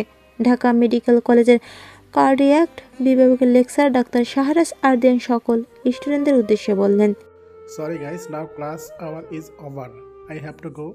আজ কিছুই পড়ানো হলো না, শুধু তোমাদের সবার মন রাখতে। এবার আমার মন রাখতে একটা কাজ করবে সবাই, নেক্সট টার্মের জন্য ভালোভাবে প্রিপারেশন নাও, যেহেতু টার্মের আগে এটাই লাস্ট ক্লাস। ওনার কথার মাঝে স্টুডেন্টদের মাঝ থেকে সবচেয়ে ব্রিলিয়েন্ট তবে ইমোশনাল একজন স্টুডেন্ট জান্নাতুল মাওয়া আরশি জলে ভেজানো চোখে বলে উঠল, স্যার এরপর রূপ ও তরির কি হলো? বাহাতের কনিষ্ঠা আঙ্গুলটি দ্বারা ভ্রু কুঁচকে আদ্রিয়ান বলল, আরশি, আগের টার্মে তোমার রেজাল্ট অনেক লো ছিল, সো এখন সব কিছুর মাঝে না থেকে পড়াশোনায় মন দাও। I think you have to be more attentive on your lesson. So তাহলে আজকে এ পর্যন্তই, তোমরা সবাই ভালো থেকো এবং ভালোভাবে টার্মটি শেষ করো। আবার দেখা হবে কয়েক মাস পরে। আল্লাহ হাফেজ। কথাগুলো শেষ হতে ডাক্তার আদ্রিয়ান থার্ড ইয়ারের মেডিকেল স্টুডেন্টদের ক্লাসরুম ত্যাগ করলেন। ওদিকে আরশি আরদিয়ানের ঝাড়ি খেয়ে চুপচাপ বসে আছে। ওই হারামি, স্যার যখন ট্রামের বিষয়ে বলছিল তুই লাফালাফি করে আবার লাভসের সম্পর্কে কেন জানতে চাইলি? তুই সবসময় নিজের দোষে স্যারের কাছে ছাড়ি খাস। তানিয়ার কথা সম্মতি জানিয়ে আরশি উত্তর দিল, তো কি করব বল, তুই তো জানিস আমি কতটা ইমোশনাল। তার উপর স্যার আজ ওই ইমোশনাল লাভ স্টোরি শোনালেন, তাহলে কি আর চুপ করে থাকা যায় বল? কি সুন্দর লাভ স্টোরি রূপের তরির। আহা, নামটাতেই কেমন যেন গা শিউ করে উঠে। না বাদ দে তো, ওসব লাভ স্টোরির চক্করে পড়লে ট্রামে আর পাস করতে হবে না। তখন আদ্রিয়ান স্যার তোমার ভালো মতো সোজা করবে বলে রাখলাম। এমনিতেই আগের রেজাল্টের জন্য তোর উপর রেগে আছেন উনি। ধর, ভাল লাগে না, এত স্টুডেন্ট থাকতে উনি কেন আমার পেছনে লাগেন বল তো? তানিয়া আরশের কাঁধে বাড়ি মেরে বলে, বলছিলাম না কিছু আছে। একটা মারবো, চল হোস্টেলে, আজ তোকে আমি সোজা করব। বেশি পাকা হয়ে গেছিস। দুজন বেস্ট ফ্রেন্ড দুষ্টামি করতে করতে ক্লাসরুম থেকে বেরিয়ে হোস্টেলের উদ্দেশ্যে হাঁটতে থাকে। এদিকে ক্লাসরুম নিরাপত্তার পরে থাকে রূপতরীর সমাপ্তি কাহিনীটি। না, এই কাহিনী যে অসমাপ্ত হন নয়, আরও কিছু দূর যে যেতে হবে, আরও কয়েক পৃষ্ঠা উল্টাতে হবে স্মৃতির পাতা থেকে, তবেই না পূর্ণ হবে রূপতরীর গল্প। কারণ গল্পটি যে ওদেরই গল্প, গল্পটিতে তো রূপের তরী। একটা গাড়ি ফোনে রিং বেজে চলছে। রাত্রি 11টার সময় সাধারণত আদ্রিয়ান ডিনার করে, এমন সময় কারো ফোন আশা করে না সে। করলেও যদিও কোনো পেশেন্ট থাকে তাদের ফোন ধরে। বিরক্তকারীর সাথে ফোনটা ধরার পর ওপাশে যখন আরশির বলার আওয়াজ পেল, রাগে আদ্রিয়ানের চোখ মুখ লাল হয়ে গেল। দমকের সুরে আরশিকে বলে সে, রাত 11টার সময় পড়াশোনা ফেলে রেখে ফোন দেওয়া হচ্ছে, তোমার সমস্যাটা কি আরশি? তুমি কি একজন ভালো ডক্টর হতে চাও না? সরি স্যার, আসলে ভাবলাম আপনি তো অনেক রেগে আছেন, যদি আরও বেশি রাগ করে ফেলেন আমার উপর। এমনি তো কাল আপনি দেখা করতে বলেছিলেন, করিও নি। আরশি, জি আদ্রিয়ান বলুন। সরি আজকে ক্লাসরুমে তোমায় বকলাম, তবে একটা জিনিস কি জানো, তুমি আসলে পড়াশোনা ঠিকমতো করছো না, এই জন্যই তোমার উপর অনেকটা রাগও আছে আমার। সরি, বাট আজকে আপনি যে স্টোরিটা শোনালেন তারপর শুধু ওখানেই মন পড়ে থাকে, রূপ ও তরির। তারপর কি হলো তা না জেনে থাকতে পারছি না, আমায় কি বলবেন? ওকে, ডু ওয়ান থিং, তুমি টার্মে ভালো রেজাল্ট করো, দেন তোমায় একটা সারপ্রাইজ দিব আমি। সারপ্রাইজ আমার লাগবে না, আপনি আমায় ওদের অসমাপ্ত ভালোবাসার গল্পটি বলুন। আরশি, ওকে ওকে, তাহলে কবে দেবেন সারপ্রাইজটা? সারপ্রাইজটা তখনই পাবে যখন তুমি এক্সামে ভালো রেজাল্ট করবে, so be prepared for your term. Okay, তাহলে রাখি। আরদিয়ান ও আরশি দুজনে এখানে লাভ বার্ডসের মতন। ওরা দুজনেই দুজনকে পছন্দ করে। ওদের প্ল্যান আছে আরশির মেডিকেল লাইফ শেষ হওয়ার পর দুজনে বিয়ে করবে। আজ সকালে যখন আদ্রিয়ান ক্লাসে ঢুকলো, সব স্টুডেন্টদের আগ থেকেই প্ল্যান ছিল আজ ক্লাস করবে না, তাই আদ্রিয়ানকে সবাই জেকে ধরে বসে কোনো একটা গল্প শুনবে। সেই থেকে আদ্রিয়ান রূপতরীর এই গল্পটি ওদের মাঝে তুলে ধরে। যদিও এটা গল্প না, এটি গল্প হলেও সত্যি। 2 মাসের মাথায় গিয়ে টার্ম শুরু হয়। এ 2 মাসে আরশি প্রচণ্ড মন দিয়ে পড়াশোনা করে। এমনিতেই সব কিছু ওর পড়াই ছিল, শুধু রিভিশন দিয়ে পড়াশোনাগুলো আবারও ক্লিয়ার করে নিল সে অনেক ভালোভাবে। আর সে টার্মটা শেষ হলো, এবার নিশ্চিত সে টপ করবে। রেজাল্টের দিন আরশি টেনশনে ছিল প্রচুর। এ কারণে নয় যে কী রেজাল্ট হবে, এ কারণে যে সারপ্রাইজটা কী হতে চলছে। রেজাল্ট আসলে হ্যাঁ সত্যি আরশি টপ করেছে। সব ফ্রেন্ডরা ওকে নিয়ে মাতামাতি করছে, তবে আরশি অন্য চিন্তায় বিভোর। তানি ওকে ধাক্কা দিয়ে বলে, কি রে, কি চিন্তা করছিস? নে এবার তো টপ করলি, আর্জেন স্যার তো আর কিছুই বলবে না তোকে। আরশি মনে মনে ভাবছে, তোকে কি করে বলি, আজ যে একটা সারপ্রাইজ পাওয়ার কথা, তবে সেটা যে কি হবে তা ভেবেই আমার অবস্থা খারাপ হয়ে যাচ্ছে। ওর মাঝে আরশির ফোনে টুং করে শব্দ একটা মেসেজ আসলো। মেসেজটা আদ্রিয়ানের এবং তাতে লেখা আছে 5 মিনিটের মধ্যে পার্কিং স্পেসে দেখা করো। তানিয়া ওকে হোস্টেলে যেতে বলে দৌড়ে চলে যায় গাড়ি পার্কিংয়ের স্পেসের দিকে। সেখানে গিয়ে দেখে আদ্রিয়ান হাসি মুখে হাত গুজে দাঁড়িয়ে আছে। আদ্রিয়ানের বর্ণনা দেয় একটু। 5 ফিট 9 ইঞ্চি লম্বা ধবধবে ফর্সা গায়ের রং, গালে হালকা খোঁচা খোঁচা দাড়ি, চুলগুলো স্পাইক করা, চোখের পাপড়ি অনেকটা ঘন এবং চোখের মনি একটু বাদামি রঙের। অন্যদিকে আরশি বলা চলে একটা চলতে ফিরতে ফুটি, যেমনটা সুন্দর ঠিক ততটাই চঞ্চল, সাথে প্রচণ্ড মেধাবী। আরশি সেকেন্ড ইয়ারের প্রথম দিকে থাকাকালীন আদ্রিয়ান ওকে প্রপোজ করে। যেহেতু স্যার, তাই মুখের উপরেই হ্যাঁ বলতে পারছিল না আরশি। কিছুদিন সময় নিয়ে চিঠির মাধ্যমে জানিয়ে দেয় সে। হাঁপাতে হাঁপাতে আরশি যখন আদ্রিয়ানের সামনে গিয়ে দাঁড়ায়, আদ্রিয়ান খানিক হেসে দিয়ে বলে, দৌড়ে আসার কি দরকার ছিল, হেঁটে হাসলেই তো পারতে। না মানে, আপনি বলেছিলেন 5 মিনিটের মাঝে আসার কথা, তাই ভাবলাম যদি আমি আবারও বকা দিই না না সেটা নয়। নাকি অন্যটা, তা না হয় পরে বুঝবো। এখন গাড়িতে ওঠো, কোথায় যাচ্ছ কি না যাচ্ছ এমন কোনো প্রশ্ন করতে পারবে না, ওকে? কিন্তু বলবেন তো। চুপচাপ গাড়িতে বসো। আরশি আর কথা না বেরিয়ে গাড়িতে উঠে বসে। আরশির চুপ হয়ে যাওয়া দেখে আদ্রিয়ান লুকিয়ে হেসে দেয়। এরপর সেও গাড়িতে ওঠে। গাড়ি স্টার্ট করে চলতে থাকে আদ্রিয়ানের উদ্দেশ্যের দিকে। আদ্রিয়ান গাড়িটি এয়ারপোর্টের সামনে এসে দাঁড় করে। এয়ারপোর্টে কেন এলাম আমরা? বিদেশে বেড়াতে যাচ্ছি নাকি? বলছি না চুপচাপ থাকো। ওকে। এভাবে সারাদিন গাড়িতে বসে থাকবে নাকি বেরো হবে? ও হচ্ছি তো। বের হয়ে আদ্রিয়ান আরশির হাত ধরে হাঁটা শুরু করে। এয়ারপোর্টের ভিতরে ঢুকে আরশিকে এক জায়গায় বসিয়ে দিয়ে আদ্রিয়ান রো এরিয়ার দিকে চলে যায়। একটি ফ্লাইট সম্পর্কে জিজ্ঞাসাবাদ করার পর আরশির পাশে এসে বসে। আরশি এখনো চুপচাপ বসে আছে। আরশিকে চুপ থাকতে দেখে আদ্রিয়ান বলে, চুপ করে আছো যে? আপনি তো কথা বলতে বারণ করলেন। ও সো সরি, কিন্তু এখন তো কথা বলো। আপনি কি সারপ্রাইজ দিতে চান? একটু বলুন তো, আমার মাথায় তো কিছুই আসছে না। আমরা এয়ারপোর্টে বা কেন এলাম? সব প্রশ্নের জবাব পাবে, জাস্ট ওয়েট অ্যান্ড ওয়াচ। আর কতক্ষণ? Only 10 minutes. ঠিক আছে। 10 মিনিট পর ইউকে থেকে আসা এয়ারক্রাফট বাংলাদেশে ল্যান্ড করে। আদ্রিয়ানের চোখ সামনের দিকে, কখন ওনারা আসবেন, যাদের ছাড়া আদ্রিয়ান অসম্পূর্ণ। হঠাৎ আদ্রিয়ানের দৃষ্টি সামনে থেকে গেল। আরশি ওর চোখের দিকে অনুসরণ করে সামনের দিকে তাকালে দেখতে পায় এক মধ্যবয়স্কী কাপল ওদের দিকে হাসি মুখে তাকিয়ে এগিয়ে আসছে। আদ্রিয়ান দৌড়ে গিয়ে ওনাদের জড়িয়ে ধরে। আরশি শুধু দূর থেকে দেখে যাচ্ছে। আদ্রিয়ান এতটা হাসি মুখে আছে যেন সব সুখ ও পেয়েছে। মহিলাটি একবার আরশির দিকে তাকিয়ে আবার আদ্রিয়ান দিকে তাকায়। এরপরে আরদিয়ানের পিঠে আলতো করে ঘুষি দেয়। এরপর তিনজন মিলে আরশির দিকে এগিয়ে আসতে থাকে। আরশি ওনাদের এগিয়ে আসতে দেখে উঠে দাঁড়ায়। মহিলাটি আরশিকে কাছ থেকে দেখে আরদিয়ানকে বলে, যতটা বলেছিলি তার চেয়েও বেশি সুন্দর ও মিষ্টি মেয়ে দেখছি। আরদিয়ান মাথা চুলকে আরশিকের দিকে তাকিয়ে বলে, ওহ, বলাই হলো না, ইনি হলেন আমার মা এবং আমার বাবা। আরশি তো এই কথাটি শুনে লজ্জা লাল হয়ে গেল। এরপর ওনাদের দুজনকে সালাম করে বলে, সরি আঙ্কেল আন্টি, আসলে উনি বলছিলেন না তো। আরে না মা, এতে কোনো সমস্যা নেই, আর এমনি তো ওকে আমরাই বারণ করেছিলাম বলতে। এরপর আরদিয়ানের বাবা ওর আরদিয়ানের মাকে উদ্দেশ্য করে বলে, তরি, তুমি আরশিকে নিয়ে এগোতে থাকো, আমিও আদ্রিয়ান আসছি। তরি নামটি শুনে আরশি চমকে উঠল। পাশে থাকা আরদিয়ানের মায়ের দিকে অবাক চোখে তাকিয়ে বলল, তোরি? আমি তো তরি। কেন মা, কি হয়েছে? আরশি আরেক দফা চমকালো। ওর ধারণা আসলে সত্য কিনা যাচাই করতে আবারও প্রশ্ন করল, আন্টি আঙ্কেলের নাম? ও তোমার আঙ্কেলের নাম রূপক চৌধুরী, রূপ। আরশি থেকে আরিশা। আরিশার চোখে মিলে তরির দিকে চেয়ে আছে। আরিশার চোখ যেন তরির মুখটা থেকে সরছেই না। তরি আরিশার হাত ধরে মুখে হাসি নিয়ে, কিছু হয়েছে আরিসা? এমনভাবে চেয়ে আছো যে? আরিসা?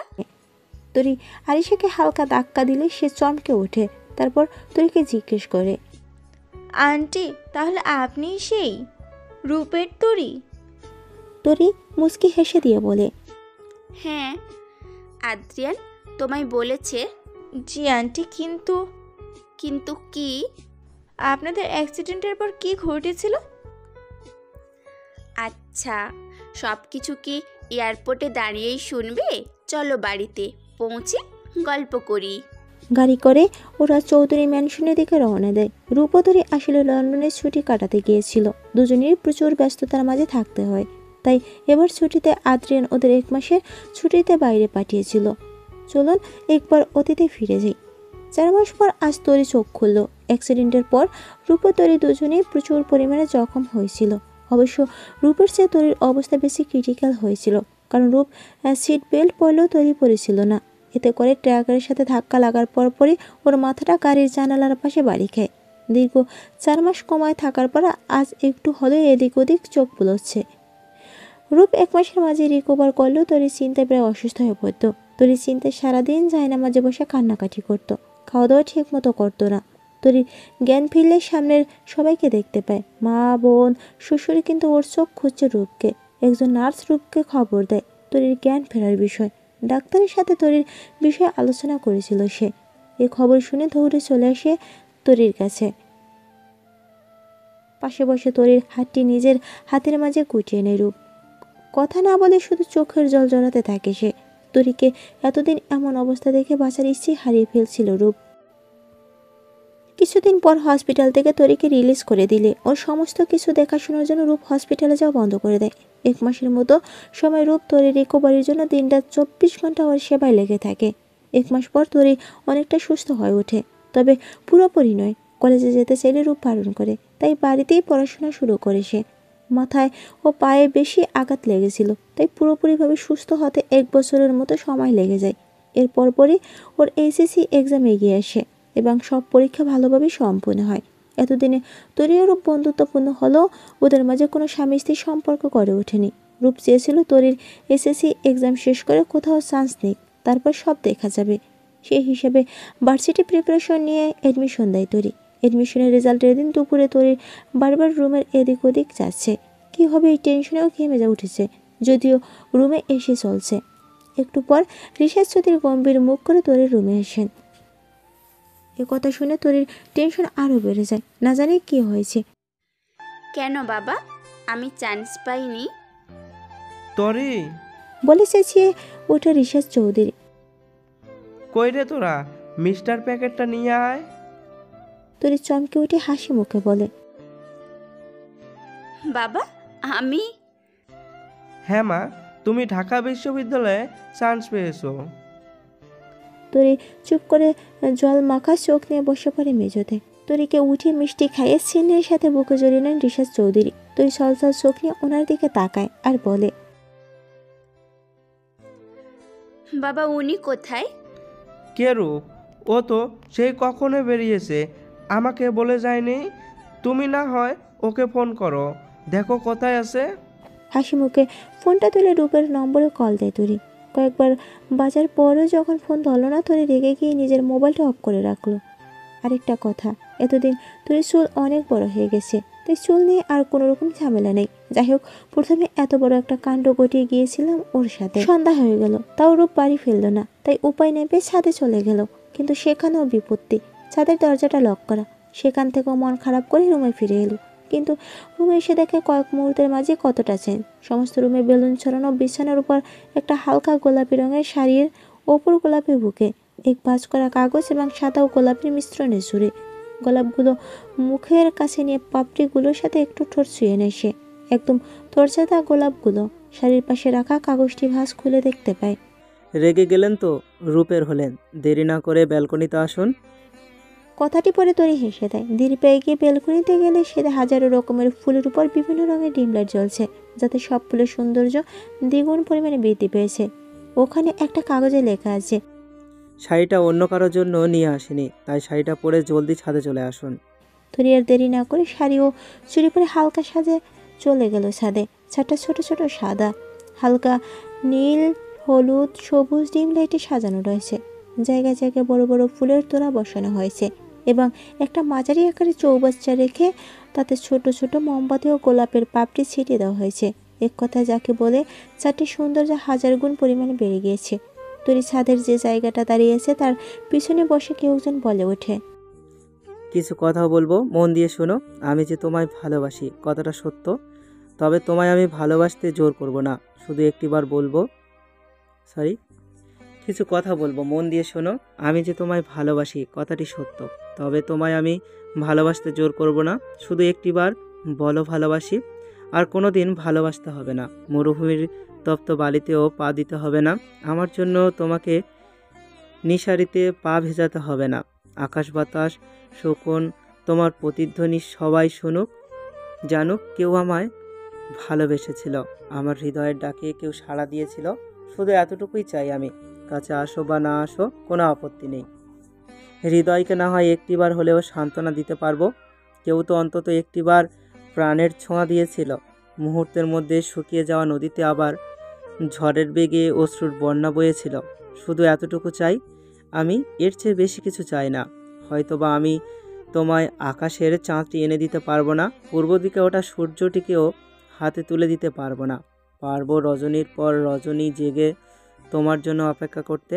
তুমি যে একটা পবিত্র ও প্রস্ফুটিত ফুলের মঞ্জুরি, তুমি হবে কি এই অপনিয়ম রূপের তরি? কথাগুলো শেষ হতে না হতে তরি নিজেই বসে পড়ে রূপকে জড়িয়ে ধরে বলতে থাকে, ভালোবাসি, প্রচুর ভালোবাসি।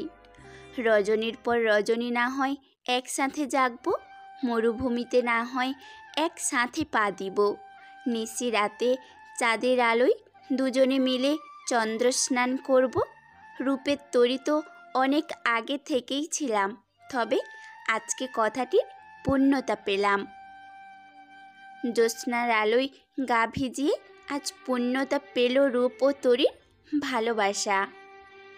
ড্রয়িং রুমের সোফায় হাতে হাত জড়িয়ে পাশাপাশি বসে আছে রূপ ও তরি। ওদের সামনে বসে আছে আদ্রিয়ান ও আরিশা। আরিশার চোখে একটু জল। তরি ও রূপের বলা কথাগুলো শুনে গায়ে কাঁটা দিয়ে উঠছে ওর। এতটা ভালো কেউ কাউকে বাসতে পারে? আরিশার চোখের কোণে জমা বিন্দু পরিমাণ জলটুকু আদ্রিয়ান হাতের আঙ্গুলের সাহায্যে মুছে দিল। তরি সোফা থেকে উঠে গিয়ে শিল্পে রাখা একটা অ্যালবাম আনলো।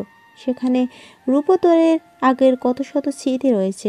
শুধু তাই নয়, রূপ তার রুমের দেয়ালে বড় করে তরিরও নিজের একটা ছবি বড় করে গ্লাস দিয়ে বাঁধিয়ে রেখেছে। আরিশা রূপকে নরম গলায় জিজ্ঞেস করলো, আঙ্কেল, এতটা ভালোবাসা যায় কাউকে? কাউকে কতটা ভালোবাসা যায় সেটা আমার জানা নেই, তবে তরির প্রতি ভালোবাসাটা না কমে শুধু বাড়ছেই। তরির জন্য আমার ভালোবাসাটা অন্য সবার কাছে অসীম পরিমাণ হলেও আমার কাছে সবসময় বিন্দু পরিমাণ মনে হবে। আমি প্রতিদিন নতুন করে ওকে ভালোবাসি, নতুন করে আমার উপর সংসারটা গোছাই, নতুন করে ওর সাথে নিজেকে অনুভূতিতে ভেজাই। দেয়ালে পিঠ থেকে দাঁড়িয়েছিল তরি। রূপের কথাগুলো শুনে ওর চোখে জল চলে এলো। বাড়িতে প্রথম হবু এসেছে আর এমন সময় এতটাই ইমোশনাল সবাই, এটা কি মানায়? তবে সবাইকে উদ্দেশ্য করে তরি বলে, এই যে এই প্রথম আরিশা আমাদের বাড়িতে এসেছে, আর এমন সময়ে সবাই এত কান্না কান্না ভাব নিয়ে বসে আছো কেন? চলো চলো সবাই একসাথে লাঞ্চ করব। তরির কথা শুনে রূপ উঠে তরির সাথে ডাইনিং রুমে চলে গেল। ড্রয়িং রুমে বসে আছে আদ্রিয়ান আর আরিশা। আরিশার হাতের উপর হাত রেখে আদ্রিয়ান বলল, সরি, আমি তোমায় সবসময় বকাঝকা করি তাই না, বাট আই প্রমিস আজ থেকে তোমায় আর কোনো অভিযোগ করার সুযোগ দেব না। আমার মাকে যেমন করে বাবা ভালোবাসে হয়তো তেমন করে তোমায় ভালোবাসতে পারবো না, কিন্তু তোমায় সবসময় চেষ্টা করব খুশি রাখার, তোমার সব ইচ্ছে পূরণ করব। তুমি সবসময় যা বলো তা আমার ভালোর জন্যই তো বলো, তাই না? তাহলে এখন সরি কেন বলছো? তবে হ্যাঁ, আমার কিছু আবদার তোমায় রাখতে হবে। আবার কি আবদার শুনি? এই ধরো, প্রতিদিন বিকেলে আমার জন্য বেলি ফুলের মালা আনতে হবে এবং সেটা তুমি নিজের হাতে আমার খোপায় গুজে দেবে। তারপর? বৃষ্টি ভেজানো সন্ধ্যায় ঠান্ডা লাগলেও আমার সাথে ছাদে দাঁড়িয়ে বৃষ্টি বিলাস করতে হবে। ও তারপর? শীতের রাতে আমাকে বুকে জড়িয়ে ঘুমাতে হবে। এই না, হয়েছে, আর কিছু লাগবে না। আমার এমন ছোট ছোট আবদার পূরণ করলেই হবে। এগুলো ছোট ছোট আবদার, আমি হসপিটাল ছেড়ে। আদ্রিয়ানের এ কথায় আরিশা চোখ বড় বড় করে ওর দিকে তাকায়। একটু ভয় পেয়ে আদ্রিয়ান বলে, না না ঠিক আছে ঠিক আছে। রাত 12টা বাজতে চললো। রূপ সে কখন বেরিয়েছে, কোথায় যেন যাবে বলছে। আদ্রিয়ান ও তরি ড্রয়িং রুমে বসে অপেক্ষা করছে রূপের জন্য, কিন্তু রূপের আসার নামগন্ধ নেই। আদ্রিয়ান তরিকে ঘুম ঘুম চোখে বলে, মা আমি না হয় ঘুমিয়ে পড়ি, তুমিও গিয়ে ঘুমিয়ে পড়ো, অনেক রাত হয়েছে, বাবা আসলে আমি দেখব, তুমি ঘুমিয়ে পড়ো।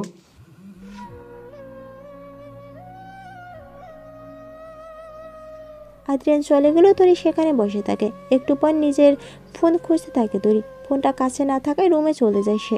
রুমে যাওয়ার পর টেবিলের উপর থেকে ফোনটা নিয়ে যেই না রুম থেকে চলে আসবে, ঠিক তখনই সে খেয়াল করে বিছানার উপর প্রতিবারের মধ্যে আজও গোলাপের একটা বুক রাখা, তার পাশে একটা শাড়ি, 1 ডজন মেসিং চড়ি, পাশে একটা কাগজ। তরি এমনিতে হেসে দেয়। আজ ওদের ম্যারেজ অ্যানিভার্সারি এবং এই দিনটিতে প্রতিবারই রূপ তৈরির জন্য সারপ্রাইজ প্ল্যান করে এবং প্রত্যেকবার সারপ্রাইজটি সেম হয়। এবার আর ভুল না করে শাড়িটি পরে ব্যালকনিতে যায় সে। সেখানে প্রতিবারের মধ্যে অনেক রকমের ফুল এবং তার মাঝে আরেকটি কাগজ যেখানে লেখা, আজ তোমায় শাড়ি পরতে বলবো না, কারণ আমি জানি তুমি শাড়িটি পরেই এই কাগজটি পরেছো, তাই দেরি না করে ছাদে চলে আসো। তরি আবারও হেসে দেয়। সোজা চলে যায় ছাদে। একই ছাদ, একই লাইটিং, সব কিছু একই রকম আছে, কিন্তু ভালোবাসাটা একরকম নেই ওদের মাঝে। সেটা যে শতগুণ পরিমাণে বেড়ে গিয়েছে। আজ আবারও তরির পিছনে থেকে হাঁটু গেড়ে বসে আছে রূপ। আজ আবারও বলতে চায় নিজের মনের কথা, কিন্তু প্রতিবারের মতো আচার তরি রূপকে বলতে দিল না। তার আগেই রূপকে জড়িয়ে ধরে বলে ফেলল, বলতে হবে না, আমি তো আপনারই তরি, আমি তো রূপের তরি, যা আগেও ছিলাম, এখনও আছি এবং সারা জীবন থাকবো। রূপ নিজের ভালোবাসার আবেশে আরো শক্ত করে জড়িয়ে ধরল তরিকে।